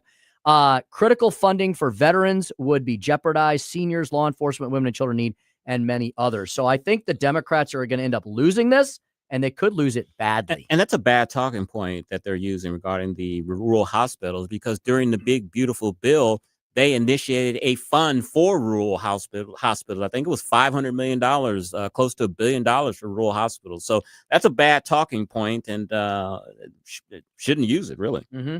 Well, you know how it is, Chris. Democrats just use people as political pawns. What they say today, they really don't mean tomorrow. It's all about political power to them, appeasing their base, which has become extremely radical, extremely left-wing, does not look at all like the Democratic Party of even Barack Obama, and definitely not of Bill Clinton or JFK. This is not your mom and dad or your grandpa and grandma's Democratic Party anymore. And the Democrats are getting a little flack because potentially, Tim, during this government shutdown, they have a retreat that's scheduled at a Napa Valley resort and vineyard. And this could coincide with the shutdown. I don't think that'll look very good if you are talking about you're so concerned about the taxpayers and you're concerned about people. And while the government shutdown is going on, you're drinking and sipping wine in Napa Valley. It's a bad look indeed. We'll talk about all of that with Dr. Randy Tobler at 525, at 545. Chris is going to tell you why we should dig, baby, dig. Dig, and baby. A new Florida man story Yeah. that may top everything you've heard to date about the Sunshine State. Really weird story. Well, we could call him Dr. Larry Connors. Larry Connors USA comes at you at 6:05 p.m. Go nowhere. He's got an update on Trump and the Middle East Hamas-Israel deal and a heartbreaking story of a father whose child was killed by an illegal alien. We'll remind you about all of that at 5:45, coming up at 6:05. And speaking of heartbreaking, you remember the shooting at the ICE facility in Dallas or in Texas. One of the detainees died. It was reported today by his family that another detainee has died as well. So that's 2 people that have been killed by this madman. And once again, Democrats railing against law enforcement, especially the men and women who serve us bravely in ICE. All right. Yesterday, talked a little bit about going woke, going broke. I've got a follow-up on that. From an unlikely source, you're not going to believe who the New York Post has hailed and celebrated in the war on woke. That's the subject of today's Speaker Stump Speech. Listen to me, listen to me. I'm very consistent. I'm a very stable genius. It's time for the Speaker's Stump Speech, sponsored by Hanson's Tree Service at hansonstree.com. They'll start talking about, illegals. Sooner or later, they'll probably go after transgender too. But at the end of the day, when those notices show up at those people's houses that their healthcare rates are about to triple, they're not going to care about all of that stuff. They're going to want to know how they can make sure they can maintain healthcare services for themselves and their families. That's some random Democratic congressman talking about the fact that he thinks that Americans don't care if we spend taxpayer money on illegal alien healthcare and if we spend taxpayer money on transgender surgeries. I would say, au contraire, mon frère. Americans care very much about that. They went to the ballot box last year in droves, delivering a popular vote victory for a Republican president for the first time in 20 years, because that's how far Democrats have slipped and fallen off the left-wing lunacy edge. Americans do care very much. They do not want taxpayer funds going to illegal alien healthcare. They want taxpayer funds going to veteran health care. How about just American health care in general? All this yelling and screaming about health. How ridiculous of that is it for Democrats to argue that there's not enough money for actual American citizens and access to health care, and at the same time arguing we need to expand those services to illegal aliens? Maybe there's not enough money for American health care because of the fact that they want to fund non-American health care. They want to fund health care all over the planet. Democrats literally think, these leftists do, that money grows on trees. And if we can't find it on the nearest shrubbery, we'll just continue to print it and borrow it from our existential enemies like China and others. The New York Post pointing out that in the war on woke, there's some unlikely, in this case, heroines. People who are definitely not conservatives, maybe not even libertarians, more of on the liberal side, but they have spoken up vociferously against the war on woke. It's not just Americans that had enough of this. Apparently, it's people all around the world. Coming from this lady from across the pond, you know her well. She's the one who started it all with the Harry Potter franchise, J.K. Rowling. J.K. Rowling, who basically made those young child actor stars, the ones who kind of woke up, or who kind of came of age and became all woke and bratty and extremely left-wing liberally. Like Emma Watson and the kid who played Harry Potter and all the rest of them. Look, I love the Harry Potter series. I was already an adult by the time those books came out. But being an English literature major, those are the kinds of stories that if I'd actually had time to sit down and actually spend a couple minutes of my life, I would have written something like that. I love the Harry Potter series. And I was even more excited when they turned it into a major seven silver screen franchise. I thought it was fantastic. J.K. Rowling truly is a rags to riches story. The fact, not the legend, is that she was pretty much a down on her luck freelance writer, pretty much down to her last few bucks, writing these stories in coffee shops near her home. And then she was discovered, and the rest is history. So J.K. Rowling knows what it's like to come up the hard way, to have nothing and then to have a lot of everything. And I don't think she's lost track of her roots, and she hasn't lost track of actual sense and sanity. Now, J.K. Rowling, like I said, she's not a conservative. She's pretty much a feminist liberal, but she also understands how dangerous it is to have men in women's sports and to be promoting surgical and how dangerous it is to be promoting surgical mutilations on young children. Recently, the New York Post, a conservative-leaning paper coming out of New York, it's basically the opposite of the New York Times, hailed J.K. Rowling in her defense of women's rights and her slapdown of incredibly selfish Emma Watson. She was Hermione Granger in the Harry Potter series. Here's what the Post said. Good on J.K. Rowling for firmly correcting former Harry Potter actress Emma Hermione Watson and implicitly her fellow former child star Daniel Radcliffe, the one who played Harry Potter, who have been denouncing J.K. Rowling, you know, the lady who made them incredibly wealthy and famous beyond their wildest imagination, denouncing their benefactor for years, purely because the now billionaire author has refused to bend the knee to the bullying lies of trans extremists. It's one line in the sand that J.K. Rowling refuses to cross. Good for her. Rowling has never expressed an iota of disapproval of trans people. Indeed, she's actually supportive of them. She, I guess, feels their pain. But she has flamed back at critics who demand that she back off her stalwart defense of women's spaces, whether it be locker rooms, sporting arenas, or any such sort. Shelters for battered women, hospital wards, prisons, school and store changing rooms, rape crisis centers. Those are the places that J.K. Rowling has defended from biological men. She says those are women's spaces, biological women's spaces, and she remains such.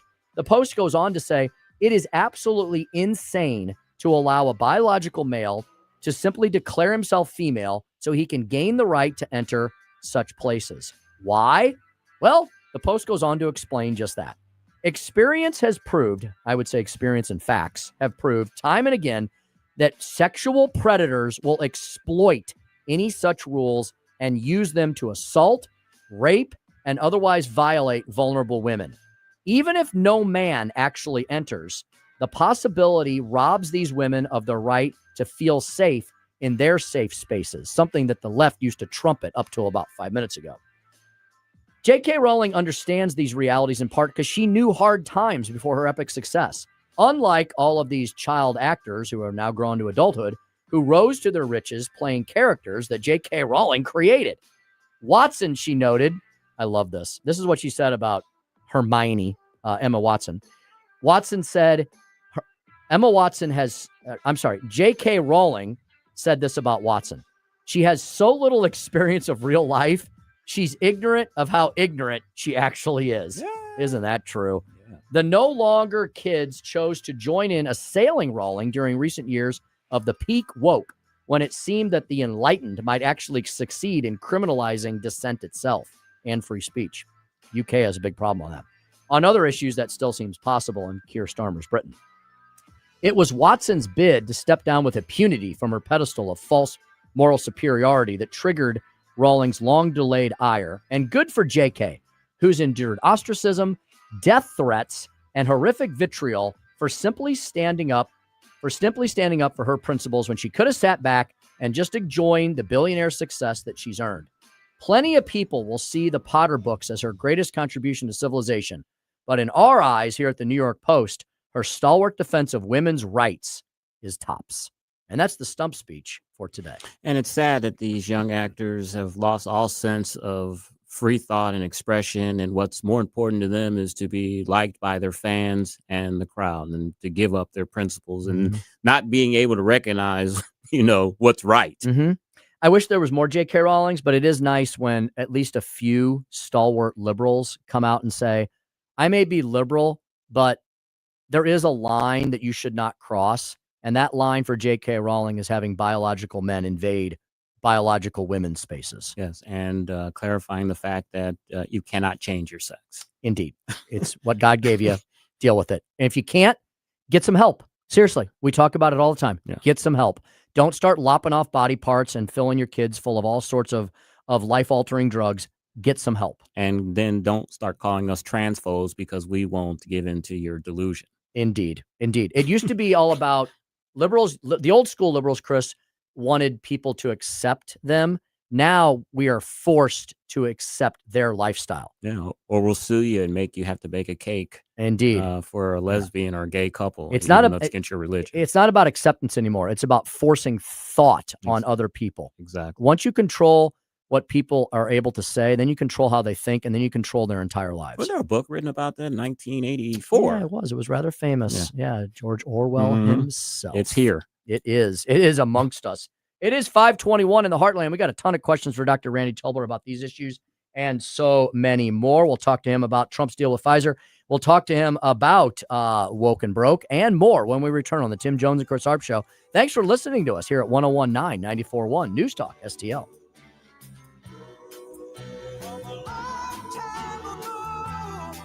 Tim Jones and Chris Arps in the afternoon.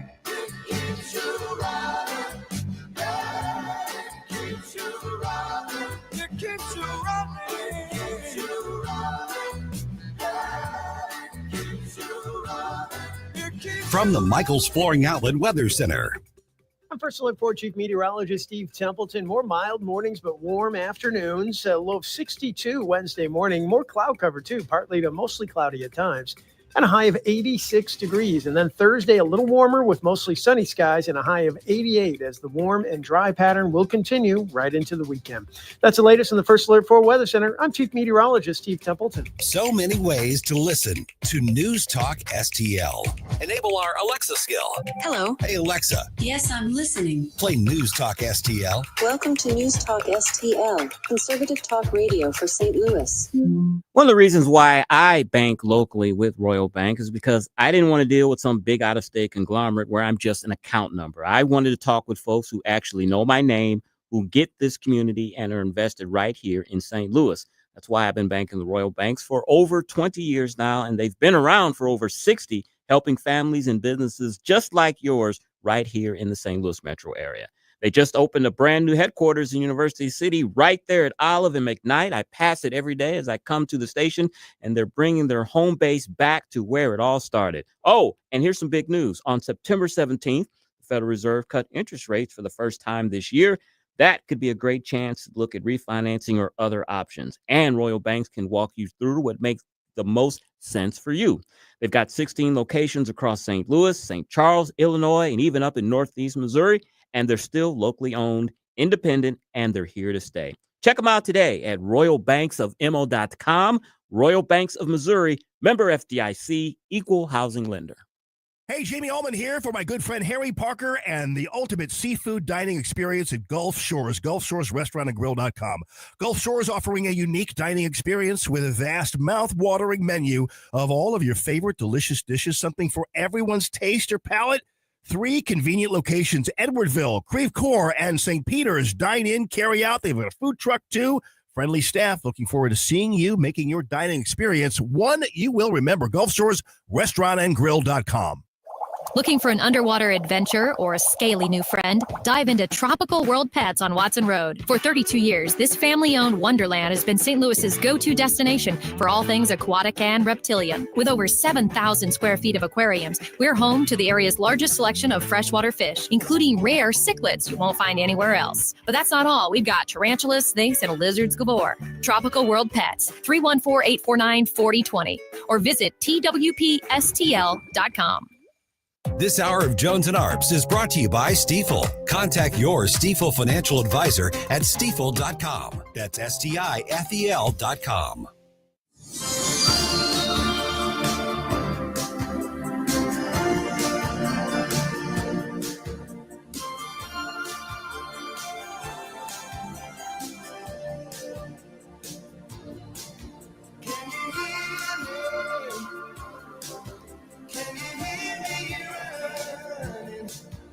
For podcast articles and more, find us on newstalkstl.com.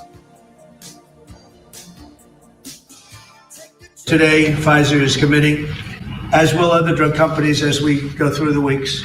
But Pfizer is truly one of the biggest in the world and one of the greatest in the world. Today, Pfizer is committing to offer all of their prescription medications to Medicaid and It will be at the most favored nation's price. This is going to have a huge impact on bringing Medicaid costs down, like nothing else. Donald Trump doing what he does best, working deals with some of the big boys. But Chris, we'll find out from Dr. Randy Tobler if he thinks this is a good idea. The website will be called Trump RX. It's Or amazing not. that his name's in the website. Are you It's surprised by that? It's probably gold plated as well. Let's see what the good doctor thinks of this issue and many more. Gentlemen, we're about to enter the fascinating sphere of police work, the world of forensic medicine. Truly, you have a dizzying intellect. Randy Tobler, Truth Warrior, Woke Destroyer.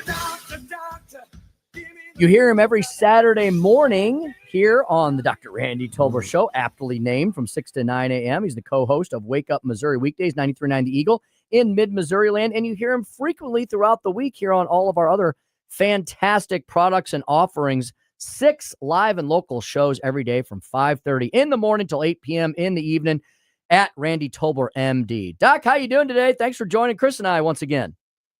Hey, my pleasure. I missed you last week. I had major FOMO. I was, it was really, I don't know what to do. A day without Chris and Tim is like a day without the sunshine. I'm telling you. It's so true. So Just true. listen to the Good to be back. Just listen to the podcast. There you and that'll go. get your fill there. Indeed. I do, because I'm usually with patients when you guys are on. I got a little break today. Well, Doc, we appreciate you joining us. So, Doc, what'd you think about I'll tell you what, the master deal maker, the art of the deal himself, Donald Trump working out a deal with Pfizer. What is the solution for what we always worry about with pharmaceutical costs? Is it good to have a president get involved in something like this, or as center right philosophical folks, should this make us nervous? Hello, Doc, you there? Yeah, there you go. There we go. Yeah, I don't. I heard a little bit of his talk, and through the busy day, I haven't had a chance to really unpack what he said. A couple of things though struck me. One is that I think this may be an example, again, from the perspective of, the whole theme here is, right, an executive order. We're going to get more global rates rather than the screw the American consumer rate, right? That's been the whole thrust of the messaging here. And then so you think about that and you say, okay, I get it. Sounds good. How are we going to do that? Well, I think that there's a couple of options. One is to really hammer these people with regulatory problems, maybe raw material tariffs that would kill them when they're manufacturing here, re-importing tariffs, that kind of stuff. And I think that if I'm sitting in the C-suite of Pfizer or, any of these companies, maybe I'm thinking, maybe it's better to be at the table than on the menu, if you know what I mean. And so they may be just making some conciliatory concessions here, right, to say, hey, okay, we do want to bring prices down. We're going to do that, and we're going to cooperate. The other major thing I heard, so I think I'm going to have to reserve some major judgment on this and pronouncement till I learn more about it. But the one thing that really caught my attention, and this is really, I think, leveraging a movement that is sweeping the country. If only, the administrator of CMS and if RFK would address this issue, they wouldn't have to worry about a whole lot else. And that is the re-marketization of medicine. And I mean that in all the best ways. Taking healthcare back to the relationship between a consumer and the producer of a product. It seems to have worked out pretty well in all their other aspects of life, right? When people send their kids to parochial schools or private schools, I'm betting they're getting a pretty good education. When they take that money, give it to the government, get in bed with the unions, the government does teaching whatever woke ideology, you see the performance scores go down. And that's what's happened to healthcare. So, as we're seeing more and more entrepreneurism, more and more like we do in our practice, where it's more direct to consumer kind of a thing, direct to patient. I heard him say that they're going to be offering, he didn't say how many, he didn't say which ones, but a lot of the branded drugs from Pfizer will be made available basically direct to consumer. Lilly and AstraZeneca are already doing that with their Mounjaro and Ozempic products. You can get that direct from those manufacturers. Still need a prescription for your doc, but it skirts a lot of the stuff. Well, here's the problem. So I was getting really excited. I thought, yeah, you go, man. advocate cutting out the middleman, those PBMs that are destroying things. And there's all this behind the scenes shady black box stuff. We don't know where in the world that money goes to, and it's a mess. Even people that know the business can't figure out the intricacies of it. But all we know is that employers that pay the bills and that portion that employees pay, and it's not too pretty, right, at the end of the day. But he said that it was going to be, these direct-to-consumer things are going to be available through have Joey get the a government website. Oh. I mean, doesn't that strike you as eerily similar to the Obamacare marketplace? It does. Where, okay, we're going to get in, we're going to sort of get friendly, we're going to cozy up to the insurance, to the pharmaceutical company, and then we're going to have this little website, and I don't know, it just bothers me. Why can't Pfizer just say, hey, Tim needs whatever, medicine A, and Tim gets a prescription for his doctor, and they drop ship it from, oh, what a novel idea, the Pfizer warehouse in Virginia. You know, I don't understand why the government needs to get involved. That's what bothers me. And that is, I got to see the details of it. I don't understand the why behind that. Maybe there's a good why. I don't want to diss it totally, but I don't know. It just bothers me that the government has to somehow have their nose in our medical care business. Mm-hmm. Dr. Tobler, after the mass shooting and fiery attack on the Mormon church last Sunday, you wrote this in our News Talk STL group text. You wrote, "Martyrs will continue to fall. God brings wrath on his people when they laugh at him and ignore him." We're learning that this attacker was a former Marine who seemed to have some animosity towards the Mormon church, and it was because of a breakup with a girlfriend. He had rants about the church at a best friend's wedding. He called the Mormon church the Antichrist. Your thoughts? Well, I think he's a false martyr. Mm-hmm. Charlie Kirk was a martyr. Oh, yes, definitely. For the right cause. And I really wasn't referring to that. I know. I was referring to the fact that we have a cultural problem in America, and it's going to take people, and unfortunately, I think those people in the Latter-day Saints Church, in a very peculiar way, as much as Charlie Kirk and anyone else who suffers basically domestic terrorism from whatever the ideology is. It just struck me that we've got a prayer problem. We've got a lack of, on the one hand, respect for the fire and brimstone God there is an element of that in the Christian God I worship, but we've got ultimate salvation and grace from that. And in response to that, we treat one another like Jesus treated us and gave it all, right? Well, somehow we've lost those basic tenets of the Christian faith. And I don't want this to become you got to be a Christian to run for president or county councilman or judge or anything else. I just want to restore America's trust in a deity that created us and loves us and saves us. And I don't see that. I see humanism dominating everywhere. Humanism dominating sometimes. Go to church and then I see them behave differently at all levels, and me included on occasion, right? And you check yourself and you go, wait a minute. I wasn't walking like Jesus in that move. Let me apologize and make it right. And so it's just I think God is resting judgment on this country. I really do. I think we've alienated ourselves from God. Look at what's happened in our schools. We can't even say a prayer anymore, for crying out loud. Can't say a prayer on most football fields anymore. And if you do, it's got to be prescripted and it's got to be very regulated. And I just think, I don't know, I just felt as though God's not happy with us. And I think he's making us feel the pain. Maybe that sounds a little too Jimmy Swaggart before his infidelity, by the way. But I have sinned. You know what I mean? And you know, people will call me crazy, and the left wing, if they heard that, would say, "Oh my God, this guy's a raving lunatic." From the right, you know, I don't know. There's too much of this violence going on that reflects a general disrespect for our God and the disrespect from one another in relation to that. Mm-hmm. Indeed. Dr. Tobler, speaking of healthcare, that seems to be the rallying cry that Democrats are making as to why there should be a shutdown. But Doc, it seems like this is perhaps maybe one of the weakest hands that they're trying to deal to the American people, because everyone seems to be understanding, Randy, that it's prioritizing healthcare for illegal aliens in addition to all the woke stuff that they want to refund that was taken out in the big beautiful bill. Doc, it seems that people aren't like freaking out about this potential shutdown, that they're putting most of the blame where it lies, at the feet of Chuck Schumer and Democrats.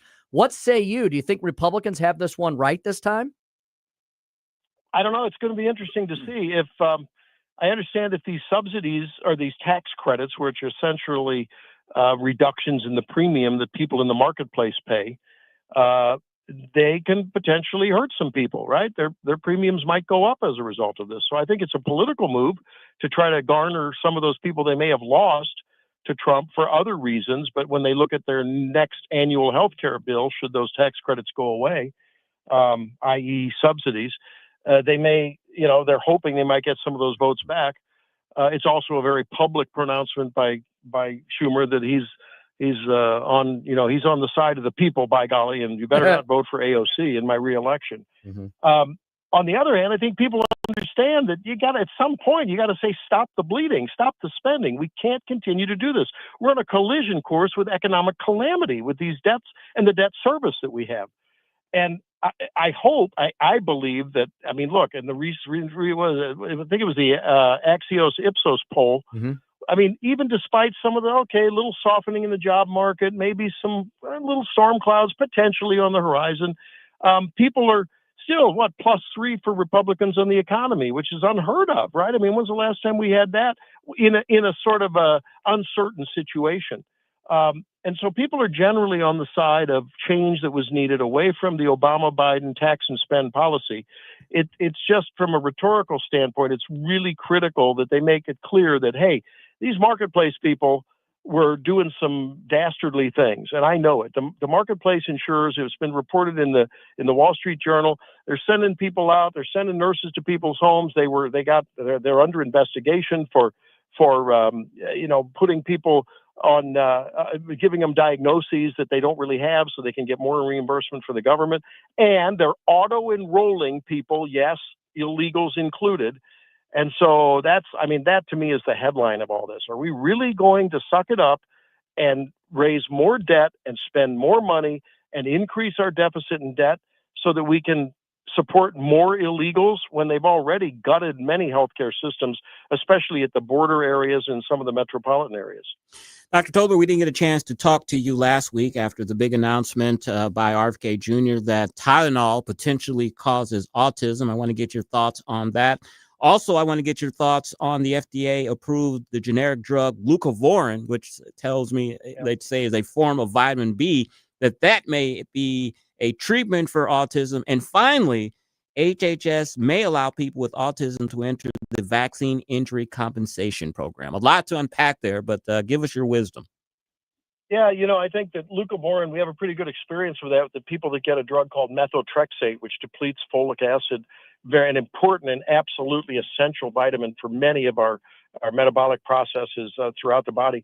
And then by giving leucovorin, it's a way to sort of rescue people from the downside of methotrexate, which is a very effective chemotherapy agent, among other things.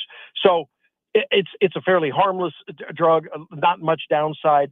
And it appears as though some people with autism and on the spectrum have a problem with decreased levels of folic acid in the brain, or they have a problem of being able to process it and receptor problems. So where the folic acid is there, but it's not getting in the cells. And leucovorin can help that. So that's a good thing. And I think it's a worthy thing to give it a try. Relatively low risk, potentially high return on investment medically. So it makes a lot of sense. And it's not a super expensive medication. As far as autism causing, look, I don't think there's any one cause. I think we can say that there may be genetic susceptibilities above and beyond anything else that overpower any environmental factor. And then there may be genetic issues that make various people sensitive to that inside their mama's wombs. And if we can ever figure that one out, we might be able to say, hey, some small percentage of people, who knows what it is, might be sensitive to some inflammatory response that Tylenol might be causing, or a decrease in things that fight inflammation. Suffice it to say that there's been a lot else change in the years that the autism rates have allegedly gone up. Number one is the broadening of the definition. Number two is older parents, and that's been clearly connected, both moms and dads, with an increase in autism. Number three is if autism is in fact having something to do with inflammation in the developing brain, anyone looked around lately comparing 1960s photos to 2000 photos? I'm just saying, we're a heavier population, and this is not to gaslight moms, but I mean, look, our lifestyle is inflammatory. I get inflammatory markers on my patients routinely, and I'm astounded. A lot of folks are living in inflammation valley, right? So there's a lot of other things that changed in this time, and I don't think we should make moms who took Tylenol and may have a baby with a diagnosis of Asperger's, who years ago would have just been called Elon Musk in development. Now that's autism spectrum. Are we going to make mom feel bad because she had intractable back pain or a headache or a little fever and she took some Tylenol? We've always advised as little of anything that you need to take in the first trimester, especially, but really throughout pregnancy, as long as it takes, as little as it takes and as minimum time as it takes to deal with the issue. That's what we've always advised. And if you read the fine print on the announcement last week, that's what they advised too. So I think it was a bit demonized and hyperbolic, but I mean, that's no surprise coming from the Trump Meister. He knows who he's speaking to, a country that eats sound bites alive. That's what they love.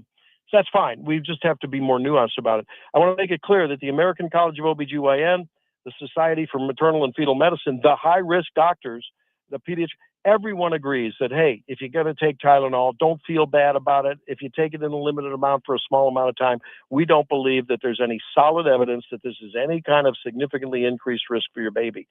I'm afraid a lot of patients are going to hear at the bedside or on the phone when they ask their doctor or their nurse at the doctor's office, what should I take for my headache that is splitting or my back pain? I can't hardly even get over it. Well, I'm going to have to put in your chart that I can't recommend anything really, because really I go see your chiropractor or whatever, pray, and chiropractor is a good idea, by the way. And so is an osteopath. So is some body work for back pain. There's things you can do, but I don't think anyone's going to make a full-throated recommendation now, because the last time I checked, there's a lot of plaintiffs' attorneys out there that are going to lean heavily on what the government says. And the government says Tylenol causes autism. So doctors have to maintain their practice so they can help other people too. And that's the latest and the final word on that for today. Dr. Randy Tobler, host of the Randy Tobler Show, every Saturday morning, 6 to 9 a.m. The co-host of Wake Up Missouri. You can find him in mid-Missouri, 93.9 The Eagle, Monday through Friday, and frequently throughout the week on all of our great programs here at News Talk STL at Randy Tobler, MD. Thanks, Doc, for everything as always. Thanks, Doc. Thanks for having me. Talk to you next time. Indeed. All right, 5:43, almost 5:44 in the Heartland. I got to skedaddle for the last segment, but Chris and Joey have got you in good hands. Chris, you're going to miss. Make sure you turn. I'm going to listen. Yes. I'm going to listen. I got to head down to a little business meeting downtown, but I will listening to Dig Baby Dig and the latest on Florida Man. Yes, you don't want to miss Florida Man. This story is truly weird. Chris will also be previewing Larry Connor's USA, which will come at you at 6 p.m. like it does every single evening, Monday through Friday. Larry's got a lot of great guests and commentary and stories for you to take you into your nighttime hours. Chris and Joey will be back. I'll be back in studio with all three of us tomorrow. This is the Tim Jones and Chris Arps Show. Thanks so much for listening to us here at 101.9, 94.1 News Talk STL.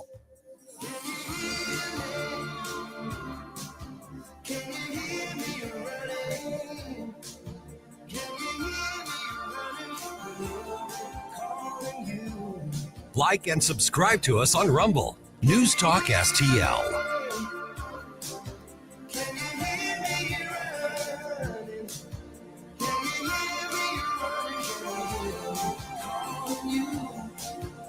From the Michaels Flooring Outlet Weather Center. I'm First Alert 4 Chief Meteorologist Steve Templeton. More mild mornings, but warm afternoons. A low of 62 Wednesday morning. More cloud cover, too. Partly to mostly cloudy at times. And a high of 86 degrees. And then Thursday, a little warmer with mostly sunny skies and a high of 88 as the warm and dry pattern will continue right into the weekend. That's the latest in the First Alert 4 Weather Center. I'm Chief Meteorologist Steve Templeton. The Vic Porcelli Show. So if we want to learn about what's going on with the shutdown, whose fault it really is, and what's going on with the Roman Empire, Paul Kurtman is our guy, and he's on Wednesday at 9:25. Weekday mornings at 9 on News Talk STL. Hey, if sparkling clean windows are not on your to-do list, you should put them on your to-do list. Let me give you a personal recommendation. My wife and I recently had our windows cleaned by STL Windows and Doors new window cleaning service, and the results were absolutely incredible. We had it done probably about 5 weeks ago, and I got to tell you, it's still clean after all of that time. This isn't your average spray and wipe job. They use triple filtered, ultra pure water that's so clean you can't even drink it. Why? Because it pulls out minerals that normally cause streaks and spots. That's why after 5 weeks, our windows are still clean. The results, you have crystal clear windows, guaranteed streak free. They handle both residential and commercial jobs up to 2 stories. For an average home, the team takes about 4 to 6 hours, so it's very, very thorough. And they just don't clean the glass. They also clean and inspect your screen. So even rescreen if needed. And we had about 3 or maybe 4 screens that needed to be changed. Had no idea. They took care of that for us. You can even get on a regular schedule. Most homeowners do twice a year to keep your windows looking brand new. And of course, STL Windows and Doors is still the trusted family-owned company for new windows and door installations here in the St. Louis Metro. Call today for your free estimate at 314-277-5952 or visit them on their website at stlwindowsanddoors.com. STL Windows and Doors, the preferred choice for installation and window cleaning in St. Louis. Looking for family fun that's different? Rev up your weekend at AAA Motor Speedway in Owensville, Missouri. We're Missouri's second largest asphalt go-kart track, offering thrilling racing and safe family entertainment for all ages and skill levels. Experience the rush as you navigate every curve and straightaway. Private events available. Create memories that last a lifetime at AAA Motor Speedway. Thank you to all of our veterans for your military service. We salute you. Visit AAAMotorspeedway.com and experience the rush today. Jamie Allman here, tossing and turning over retirement worries. You're not alone. 3 out of 4 Americans share your concern about having enough saved. But here's the thing. A comfortable retirement isn't out of reach, even if you're planning for 30 or 40 years ahead. Every day, Jeff Portman from the Gemini Wealth Group helps people avoid the critical mistakes that can derail their retirement. Build your path to financial confidence. Visit GeminiWealthGroup.com or call Jeff directly at 314-888-0123. Securities and advisory services offered through LPL Financial, a registered investment advisor. Member FINRA SIPC.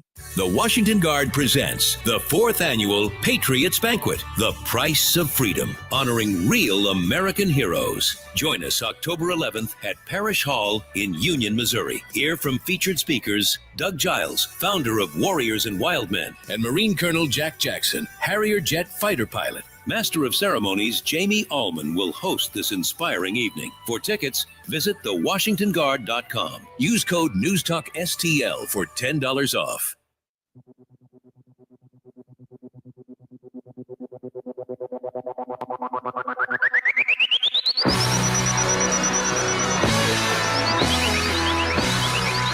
Follow Chris Arps on Twitter at Chris_Arps.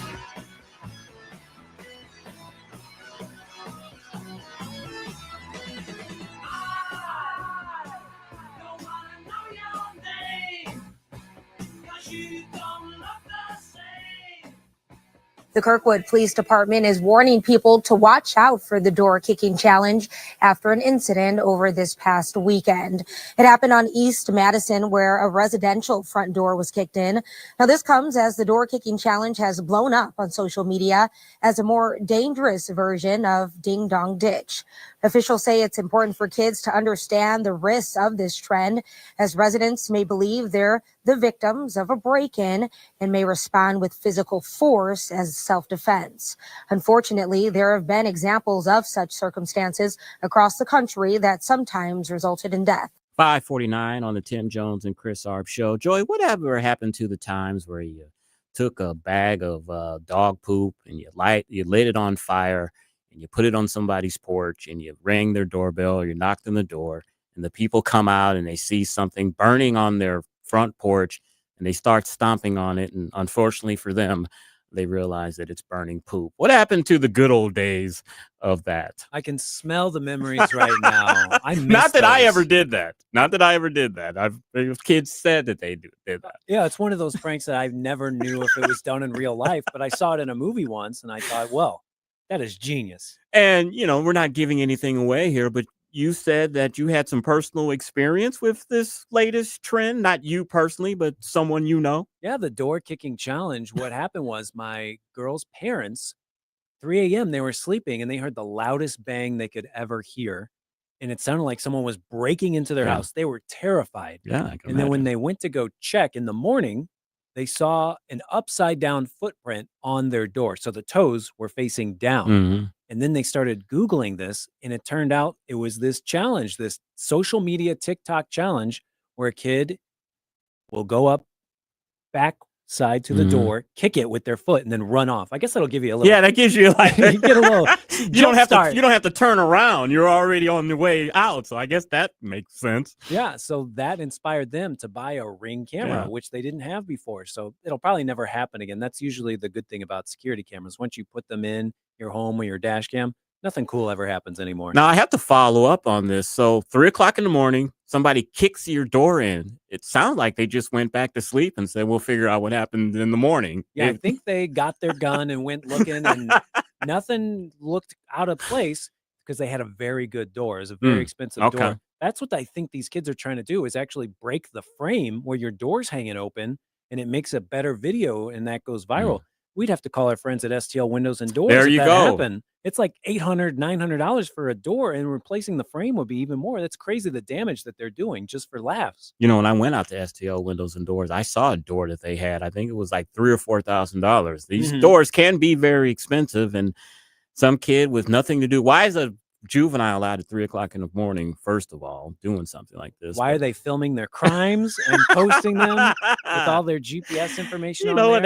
I never thought of that. That's not very smart, is it? The cool thing that is happening now is my girlfriend's dad is sending us videos of groundhogs and raccoons. Yeah. Now that he's got the camera, he's got his own little trail cam right outside, and he's excited by the nature that he's capturing. It is very interesting. And two, when you do have a Ring camera and your phone goes off, you're like programmed to like, who's at my door? I want to see who's at my door. I do it all the time. Even when we were overseas, my Ring cam would go off and I'd be like, yeah, who's at my front door? We're not at home. So I kind of getting trained like a monkey. Yeah, something happened in my neighborhood where the power went out because someone was trimming a tree, probably not using Hanson's. They were using somebody else, fly-by-night company, and they knocked our power lines off. And I could tell by my security camera that I have when the power came back on. And that was relieving to know that the power was back on, and I didn't have to go all the way home to check on our food and everything.